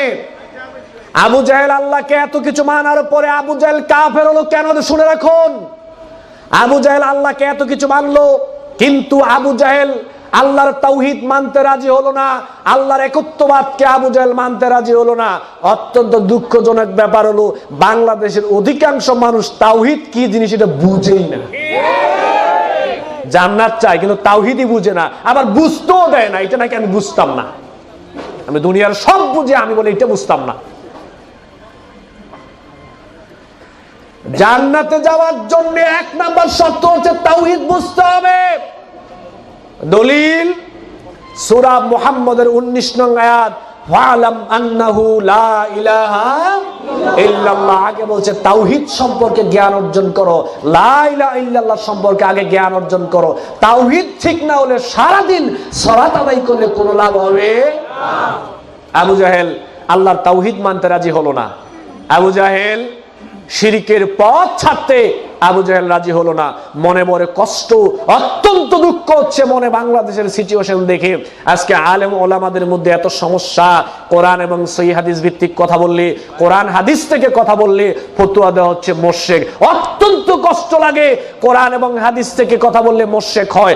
মাসলা মাসাইল নিয়ে ইখতিলাফ থাকতে পারে, তাই বলে মানুষ মুশরিক হতে পারে না। কবর পূজা চলছে, মাজার পূজা চলছে, দুর্গা পূজা চলছে, অবাধে মানুষ শিরকে লিপ্ত হচ্ছে, তাদের বেলায় কেউ মুশরিক বলে ফতোয়া দেয় না। কোরআন হাদিস দিয়ে কথা বললেই নাকি মুশরিক। যাকে মুশরিক বলে ফতোয়া দেওয়া দরকার তার ব্যাপারে দেখলাম না একটা দিন বলতে যে তারা মুশরিক, একটা দিনও বলে নাই। একটা দিন বলছে না, সব শুধু বলছে কোরআন এবং হাদিস দিয়ে কথা বললে মুশরিক। সম্মানিত উপস্থিতি, আবু জাহেল কাফের হয়েছে, আল্লাহর তাওহীদ মানতে রাজি হয় নাই, শিরিক ছাড়তে রাজি হয় নাই, তাগুত ছাড়তে রাজি হয় নাই, কুফর ছাড়তে রাজি হয় নাই, এজন্য আবু জাহেল হয়েছে কাফের। আমি এখানে বসে বক্তব্য দিচ্ছি, আমি বক্তা, আমিও যদি আল্লাহর তাওহীদ না মানি, শিরিক না ছাড়ি, আমিও যদি কুফর না ছাড়ি, তাগুত না ছাড়ি, তো আমার এবং আবু জাহেলের মধ্যে কোনো পার্থক্য আছে? না। কেন পার্থক্য নাই? আল্লাহর বিচারটা সবার জন্য সমান। সম্মানিত উপস্থিতি, তাহলে আল্লাহ সুবহানাহু ওয়া তাআলাকে আগে মানতে হবে কিসের মাধ্যমে? অন্তরের মাধ্যমে। অন্তর দিয়ে আগে আল্লাহ সুবহানাহু ওয়া তাআলাকে মানতে হবে, তারপরে আল্লাহকে কর্ম দিয়ে মানতে হবে। অন্তর দিয়ে যদি মানাটা ঠিকঠাক মতো না হয়, আবার আরেকটা কথা, অন্তর দিয়ে আল্লাহকে কয়টা ক্ষেত্রে মানবেন? 2-3টা ক্ষেত্রে অন্তর দিয়ে আল্লাহকে মানলেন, আবার আরেকজনকে মানলেন, তাহলে এটা হবে পরিপূর্ণভাবে আল্লাহকে আগে অন্তর দিয়ে মানতে হবে, তারপরে পরিপূর্ণভাবে এককভাবে শুধু আল্লাহকে কর্ম দিয়ে মানতে হবে। অন্য কোনো মানুষকে কর্মের ক্ষেত্রে মানা যাবে না। আল্লাহ সুবহানাহু ওয়া তাআলা আমাদের সবাইকে প্রথমে আল্লাহ সুবহানাহু ওয়া তাআলাকে অন্তর্গতভাবে মানার মাধ্যমে, কর্মগতভাবে মানার মাধ্যমে আমরা যেন পরকালে জান্নাত লাভ করতে পারি। আল্লাহ সুবহানাহু ওয়া তাআলা আমাদের সবাইকে তৌফিক দান করুন, আমরা বলে আমিন। সংক্ষিপ্ত আকারে একটা আলোচনা তুলে ধরলাম। সম্মানিত উপস্থিতি, 2 মিনিটে একটা কথা আপনার সামনে বলতে চাই। এই যে আমি এতক্ষণ কথা বললাম, মনে কেউ কষ্ট নিয়েছেন? না। আরেকটা স্টেজের এই সাইডের যে ভাইগুলো আছেন, আমি সবার কাছ থেকে একটা অনুরোধ করে বলতে চাই, এই যে আমি এতক্ষণ কথা বললাম, আমি কি কোনো গল্প গুজব কিচ্ছা কাহিনী বলেছি? আজে বাজে কথা বলে সময় নষ্ট করেছি? যেইগুলো বলেছি ওইগুলো দলিলের প্রেক্ষাপটে কয়েকটা বাস্তবতা দেখাইলাম, তাই তো? তো কোরআন হাদিস দিয়ে কথা বললে কি ধর্ম সম্পর্কে অনেক কিছু জানা যায় না? অনেক কিছু জানা যায়। সচেতন হতে হবে আমাদের সবাইকে, যেন কোরআন এবং সহিহ হাদিস ভিত্তিক আমরা যেন আপনাদের সামনে কথা বলি। এজন্য আপনাদেরকে সচেতন হতে হবে। গল্প গুজব কিচ্ছা কাহিনী বললে ধর্ম জানা যাবে না, আর ধর্ম না জানতে বললে জান্নাত পাওয়া যাবে। আল্লাহ সুবহানাহু ওয়া তাআলা আমাদের সবাইকে কোরআন এবং সহিহ হাদিস ভিত্তিক জ্ঞান অর্জন করে আল্লাহকে, আজকে যে বিষয় নিয়েছি, আল্লাহকে আগে অন্তর দিয়ে মানে, এরপরে কর্ম দিয়ে মানার মাধ্যমে দুনিয়া এবং আখিরাতে সফলতা অর্জন করার জন্য আল্লাহ সুবহানাহু ওয়া তাআলা আমাদের সবাইকে তৌফিক দান করুন, আমরা বলি আমিন। ওয়া আখিরু দাওয়ানা আলহামদুলিল্লাহি রাব্বিল আলামিন। সুবহানাকাল্লাহুম্মা ওয়া বিহামদিকা আশহাদু আল লা ইলাহা ইল্লা আনতা আস্তাগফিরুকা ওয়া আতুবু ইলাইক। আসসালামু আলাইকুম ওয়া রাহমাতুল্লাহি ওয়া বারাকাতুহু। একজন ভাই বললেন, আমি আল্লাহকে 100% অন্তর দিয়ে মানি এবং বিশ্বাস করি, আমার অসুস্থতা আল্লাহর পক্ষ থেকে আসে, এমন অবস্থায় ডাক্তারের কাছে যাওয়া যাবে? আরে অসুস্থতা হলে ডাক্তারের কাছে যাওয়ার পরেও তো মানুষ আল্লাহরে 96 বারের বেশি, আরো বেশি ডাকে। ডাক্তারের কাছে যাওয়ার পরেও তো আল্লাহরে ডাকা ছাড়া কোনো উপায় আছে? কত মানুষ ডাক্তারে যাওয়ার পরেও কাকে ডাকে? আল্লাহ। ভরসা এক জিনিস, ভরসা কার উপরে? আল্লাহর উপরে। চিকিৎসার কথা কোরআনে আছে, আপনি কোরআন এবং সহিহ হাদিস ভিত্তিক চিকিৎসা করতে পারবেন, কিন্তু ভরসা করতে হবে আল্লাহ। সম্মানিত উপস্থিতি, আমি আর সংক্ষিপ্ত সময়, কিছু একটা সময় আপনাদের সামনে আরেকটা কথা বলছি। দেখেন, অন্তর্গতভাবে আল্লাহকে মানার কথা বললাম, কর্মগতভাবে মানুষ আল্লাহকে মানছে, সিয়াম, সালাত, যাকাত, হজ, ওমরা, আর অনেকভাবে মানুষ কর্মগতভাবে আল্লাহকে মানছে। কর্মগতভাবে আল্লাহকে অনেক মানুষ মানতে পারছে না। এর একটা দিক দেখেন, সেজদা করা আল্লাহকে, এটা কি কর্মগত না? সেজদা করা আল্লাহকে, এটা কি কর্মগত না? কর্মগত। তাহলে কর্মগত ভাবে দেখেন বাংলাদেশের মানুষ আল্লাহকে মানতে পারছে না। কিভাবে দেখেন, এদেশের অসংখ্য মানুষ আছে যারা একটা মানুষ হয়ে আর একটা মানুষকে সেজদা করছে। এরকম মানুষ কি বাংলাদেশে আছে না ভাই? জেনারেল শিক্ষিত যারা, বিশেষ করে মার্কেটে যারা রয়েছেন, আপনাদের বিবেকটাকে আমি চাচ্ছি, আঘাত দেওয়ার জন্য কথা বলছি না, আল্লাহকে ছাড়া কোনো মানুষকে সেজদা করা যাবে? যাবে না। কেন? তার লজিকটা আপনি খেয়াল করেন। সূরা হজ্জের মধ্যে আল্লাহ বলছেন, ইয়া আইয়ুহাল্লাযীনা আমানু রুকউ ওয়াসজুদু ওয়া'বুদু রাব্বাকুম। হে ঈমানদার সম্প্রদায়, সেজদা করো, রুকু করো, গোলামি করো একনিষ্ঠভাবে কার? তাহলে সেজদাটা কার পাওনা? সবাই বলেন, সেজদাটা কার পাওনা? আল্লাহ নবী বলছেন, লা ইউসলিহু লি বাশারিন আইয়াসজুদা লি বাশারিন। একটা মানুষের জন্য এটা জায়েজ নাই, বৈধ নয় যে সে আরেকটা মানুষকে সেজদা করবে। লাউ কুনতু আমিরান আইয়াসজুদা লি আহাদিন লা আমারতুল মারআতা আন তাসজুদা লি যাওজিহা। রাসূল সাল্লাল্লাহু আলাইহি ওয়াসাল্লাম বলছেন, আমি যদি কাউকে বলতাম তুমি কাউকে সেজদা করো, তা আমি স্ত্রীকে বলতাম তুমি স্বামীকে সেজদা করো। আসলে সেজদা করাটা জায়েজ না। এবার দেখেন তো, আপনাকে একটা ছোট্ট উদাহরণ দিচ্ছি। আপনার ঘরে একটা ওয়াইফ আসলো, আপনার ওয়াইফের চেহারা অনেক সুন্দর, আপনি স্ত্রীকে অনেক ভালোবাসেন, অনেক দিনদার একটা মহিলা, খুবই ভালো মানুষ আপনার স্ত্রী। প্রথম দিন খাবার পাকাইতে গিয়া, সবাই শোনেন যুবক ভাইয়েরা, সবাইকে লক্ষ্য করে বলছে, এটা আপনার জীবনের জন্য গুরুত্বপূর্ণ একটা বয়ান। আপনার স্ত্রী খাবার পাকাইতে গিয়ে তরকারির মধ্যে একটু লবণ বেশি দিয়ে দেয়, স্ত্রীকে তালাক দিবেন না? কেন দিবেন না? আপনি স্ত্রীকে অনেক ভালোবাসেন। আপনার স্ত্রী খাবার পাকাইতে গিয়ে তরকারির মধ্যে হলুদ আর মরিচ একটু বেশি দিয়ে দিল, স্ত্রীকে তালাক দিবেন? কেন দিবেন না? স্ত্রীকে অনেক ভালোবাসেন। আপনার স্ত্রী কাপড়টা আয়রন করতে গিয়ে আপনার 5,000 টাকা দামের একটা জামা আয়রন করতে গিয়ে পুড়ে ফেললো, তাও কি স্ত্রীকে তালাক দিবেন? কেন দিবেন না? যেহেতু আপনি স্ত্রীকে অনেক ভালোবাসেন, আর যেহেতু স্ত্রী তালাক পাওয়ার মতো ওই রকম বড় কোনো অপরাধ করে না। আপনি স্ত্রীকে অনেক ভালোবাসেন, স্ত্রীর চেহারা অনেক সুন্দর, অনেক দিনদার একটা মহিলা, স্ত্রী দৈনিক অনেক ভুল ত্রুটি হচ্ছে, তারপরও আপনি স্ত্রীকে তালাক দিবেন না। এবার আপনি আমার দিকে তাকান। এখন বাড়িতে যাওয়ার কথা রাত 12টায়, ঘটনাক্রমে আপনি চলে গেলেন রাত 10টায়। বাড়িতে ঢোকার পরে দেখলেন আপনার স্ত্রী অন্য একটা পুরুষকে নিয়ে আপনার বিছনায় শুয়ে আছে। আপনি নিজ চোখ দিয়ে এই দৃশ্যটা আপনি দেখলেন। এবার স্ত্রীকে রাখবেন কয়জনে? মন থেকে উত্তরটা দিবেন যুবক ভাইরা। এই স্ত্রীকে কেউ কি রাখবেন? রাখবেন না। কেন? স্ত্রীকে নাকি অনেক ভালোবাসেন। কোথায় গেল ভালোবাসা? স্ত্রীকে আপনি অনেক ভালোবাসেন, রাখবেন না কেন? স্ত্রী অনেক সুন্দর দিনদারি মহিলা, রাখবেন না কেন? আপনি রাখবেন না এই কারণে যে স্ত্রী আপনার হকটা অন্য একটা পুরুষকে দিয়েছে। এইটা অপরাধ, এইটা অপরাধ না? তো স্ত্রী যদি আপনার হক আরেকজনকে দিলে আপনি স্ত্রীকে তালাক দিয়ে দিতে পারেন। এবার আপনি একটা ঘটনা কিভাবে ঘটবে দেখেন।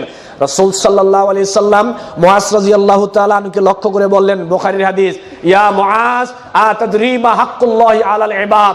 মুআজ, তুমি কি জানো যে আল্লাহর প্রতি, বান্দার প্রতি আল্লাহর কি হক রয়েছে? মুআজ বলল, আল্লাহু ওয়া রাসূলু আ'লামু, আল্লাহ এবং তার রাসূল ভালো জানেন, আমি জানি না। আল্লাহর নবী বললেন, হাক্কুল্লাহি আলাল ইবাদ আইয়াবুদুহু ওয়া লা ইউশরিকু বিহি শাইআ। আল্লাহর নবী বললেন, মুআজ, বান্দার প্রতি আল্লাহর হক হচ্ছে বান্দা একনিষ্ঠভাবে আল্লাহর হকটা শুধু আল্লাহকেই দিবে, অন্য কাউকে দিবে। এটা হচ্ছে বান্দার প্রতি আল্লাহর হক। এবার আরেকটা তাকান, মুসলিম শরীফের হাদিস। আল্লাহ নবী বললেন, আনতা আবুদাল্লাহ কাআন্নাকা তারাহু ফাইন লাম তাকুন তারাহু ফাইন্নাহু ইয়ারাকা। আল্লাহ নবী বললেন, এমন ভাবে তুমি আল্লাহর ইবাদত করবে যে তুমি আল্লাহকে দেখতে পাচ্ছ। আর তুমি যদি আল্লাহকে দেখতে না পাও, অবশ্যই তোমাকে মনে করতে হবে 24টা ঘন্টা আল্লাহ রাব্বুল আলামিন তোমাকে দেখতে পাচ্ছেন। আল্লাহর দৃষ্টি ক্ষমতার বাহিরে কেউ কখনো যেতে পারবো না। তাহলে আপনি দেখেন, আপনার সামনে আপনার স্ত্রী আপনার হকটাকে অন্য একটা পুরুষকে দেওয়ার কারণে আপনি স্ত্রীকে তালাক দিলেন, অথচ স্ত্রীকে আপনি অনেক ভালোবাসেন। আল্লাহর ইন্না লিল্লাহি মিয়াতা রাহমাতিন আনজালা মিনহা রাহমাতান ওয়াহিদাতান বাইনাল জিন্নি ওয়াল ইনসি ওয়াল বাহাইমি ওয়াল হাওয়ামি ফাবিহা ইয়াতাআতাফুনা ওয়া বিহা ইয়াতারাহামুনা ওয়া বিহা তাআতিবুল ওয়াহশু আলা ওয়ালাদিহা ওয়া আখরা লাউ 99 রাহমা ইয়ারহামু বিইবাদাহু ইয়াউমাল কিয়ামা। বুখারী শরীফে আছে আল্লাহর নবীর রহমত হলো 100 ভাগ। 1 ভাগ দিয়েছে পৃথিবীর সৃষ্টিকুলের মধ্যে ভাগ করে, বাকি 99 ভাগ রয়েছে কার কাছে? আল্লাহর কাছে। তাহলে আল্লাহ বান্দার প্রতি কত দয়াশীল আপনি দেখেন, আল্লাহ বান্দার প্রতি কত রহমশীল দয়াশীল আপনি দেখেন। আল্লাহ আপনি স্ত্রীকে এত ভালোবাসেন, তারপরে আপনি স্ত্রীকে তালাক দিলেন কেন? আপনার হকটা সে অন্য আরেকজনকে দিয়েছে। সেজদাটা কার হক? সেজদাটা আল্লাহর হক। এখন আল্লাহ আপনাকে দেখতে পাচ্ছে, আপনি যখন আল্লাহকে বাদ দিয়ে একটা মানুষকে সেজদা করেন, এটা কি আল্লাহ দেখতে পাচ্ছে না? তাহলে আল্লাহর সামনে আপনি আল্লাহর হকটা আরেকটা সৃষ্টিকে আপনি দিচ্ছেন। আপনি যদি স্ত্রীকে এত ভালোবাসার পরে আপনি স্ত্রীকে তালাক দেন, আপনার হক আরেকজনকে দেওয়ার কারণে আল্লাহ অনেক দয়াশীল আমাদের প্রতি, আল্লাহ অনেক রহমশীল আমাদের প্রতি। তো আল্লাহর সামনে আল্লাহর হকটা আরেকটা সৃষ্টিকে আমরা দিয়ে দিচ্ছি, তো আল্লাহ কি আমাদেরকে তালাক দিবে না? আল্লাহর তালাক দেওয়া মানে হলো মুসলমানের খাতা থেকে, মুসলিমের খাতা থেকে নামটা কেটে দেওয়া। তাহলে আল্লাহর হক অন্য কোন সৃষ্টিকে দেওয়া যাবে? আল্লাহর হক আল্লাহকে দিতে হবে। আল্লাহর হক কাকে দিতে হবে? আল্লাহকে দিতে হবে। রাস্তা দিয়ে আপনি যাচ্ছেন, রাস্তা দিয়ে যাওয়ার পরে এক জায়গায় আপনি দেখলেন ট্রাক ড্রাইভার গাড়ি ছাড়লো, মালিক 50টা টাকা হাত থেকে বের করে দিয়ে বলল, যাওয়ার সময় উমুক একটা দরগা আছে, সেখানে কিন্তু 50 টাকা দিয়ে যাবে, না দিয়ে গেলে কিন্তু যে কোনো বিপদ হতে পারে। অসংখ্য মানুষ চালক রাস্তাঘাটে এখন পাওয়া যায়, অসংখ্য মানুষ। এই টাকাটা কার জন্য দিলেন? আল্লাহর জন্য দিছেন? মুসনাদে আবি সাহেবাতে একটা হাদিস আছে, শুনে যান। মুসনাদে আবি সাহেবাতে একটা হাদিস আছে, রাসূল সাল্লাল্লাহু আলাইহি ওয়াসাল্লাম বর্ণনা করেছেন এভাবে যে একজন লোক, 2 জন লোক যাচ্ছে, সেখানে কিছু মানুষ মূর্তির উদ্দেশ্যে দান করার জন্য মানুষদেরকে বলছে। একজনকে বলল, তুমি মূর্তির উদ্দেশ্যে কিছু উৎসর্গ করো, কিছু দান করো। সে বলল, আমার কাছে তো দান করার মতো কিছু নাই। বলল, একটা মাছি হলেও তুমি দান করো, আল্লাহ নবী বলছেন। তো লোকটা একটা মাছি দান করলো। আল্লাহ নবী বললেন, শুধুমাত্র সে দরগায় মাজার শরীফে মানুষের মূর্তির উদ্দেশ্যে সে একটা মাছি কেন দান করলো, এই কারণে আল্লাহ রাব্বুল আলামিন তাকে জাহান্নামে পাঠিয়েছেন। পরের লোকটাকে বলল, তুমি উৎসর্গ করো। বলল, আমার জীবনটা চলে গেল, আমি আল্লাহ ছাড়া অন্য কোনো কারো উদ্দেশ্যে কোনো কিছু উৎসর্গ করব। এবার তারা লোকটাকে মেরে ফেললো। আল্লাহ নবী বললেন, এই লোকটাকে আল্লাহ জান্নাত দিয়েছেন। তাহলে আল্লাহ ছাড়া অন্য কারো উদ্দেশ্যে মান্নত করে, আল্লাহ ছাড়া অন্য কারো উদ্দেশ্যে উৎসর্গ করে জাহান্নামে যেতে হয়, আর সেখান থেকে বিরত থাকার মাধ্যমে কিন্তু জান্নাতও পাওয়া যায়। তাহলে সম্মানিত উপস্থিতি, বাংলাদেশের মানুষের তাওহীদে এখন সমস্যা, ঈমানের সমস্যা, আকীদায় সমস্যা। কর্ম যতই সুন্দর হোক না কেন, কর্ম যতই সুন্দর হোক না কেন, কর্ম সুন্দর, এত সুন্দর, ভিতরটা নষ্ট। এই সুন্দর কর্ম দিয়ে জান্নাত পাওয়া যাবে না। আর আপনার অন্তরটা অনেক সুন্দর, কর্মের মধ্যে কিছু ভুল ত্রুটি আছে, কিন্তু কর্মের ভুল ত্রুটির কারণে শাস্তি পাওয়ার পরে হলো জান্নাত পাওয়া যাবে, অবশ্যই যাবে। আপনার মুসলিম শরীফের মধ্যে একটা হাদিস দেখলাম, সর্বশেষ যে ব্যক্তি জান্নাতে যাবে, আল্লাহ রাব্বুল আলামিন বলবে, যা তুই জান্নাতে যা। সে জান্নাতে যাবে, জান্নাতের কাছে এসে দেখবে ওয়াজাতুহা মালান, এসে দেখবে জান্নাত ভর্তি। সে আল্লাহর কাছে ফিরে এসে বলবে, আল্লাহ আমার তো মনে হয় জান্নাতটা ভর্তি, আমার জন্য কোনো জায়গা নাই। আল্লাহ বলবে, যা তুই আবার যা। সে আবার গিয়ে দেখবে জান্নাত ভর্তি, ফিরে এসে বলবে, আল্লাহ আমার তো মনে হয় জান্নাতটা ভর্তি। বলবে, না তুই আবার যা। আবার সে যাবে, ফিরে এসে বলবে, আল্লাহ জান্নাতটা ভর্তি, আমার জন্য মনে হয় জায়গা নাই। আল্লাহ রাব্বুল আলামিন বললেন, তুই এবার যা, 10টা পৃথিবীর সমান আমি আল্লাহ তোকে একটা জান্নাত দিলাম। আল্লাহ নবী হেসে হেসে বললেন, এই লোকটাই হলো সর্বশেষ জান্নাতি, এরপরে আর কোন লোক জান্নাতে যাবে? একটা লোক সর্বশেষ জান্নাতে গেল, 10টা দুনিয়ার সমান একটা জান্নাত পেল শুধুমাত্র তাওহীদের মর্যাদার কারণে। সুবহানাল্লাহ। তাহলে সম্মানিত উপস্থিতি, আমাদেরকে আগে কি ঠিক করতে হবে? অন্তর ঠিক করতে হবে। আমাদেরকে আগে কি ঠিক করতে হবে? অন্তর ঠিক করতে হবে। অন্তর ঠিক করার মাধ্যমে তারপরে কর্ম ঠিক করতে হবে। আল্লাহ সুবহানাহু ওয়া তাআলা আমাদের সবাইকে তৌফিক দান করুন। আমরা বলি আমিন। ওয়া আখির দাওয়ানা আলহামদুলিল্লাহি রাব্বিল আলামিন। আসসালামু আলাইকুম ওয়া রাহমাতুল্লাহি ওয়া বারাকাতুহু।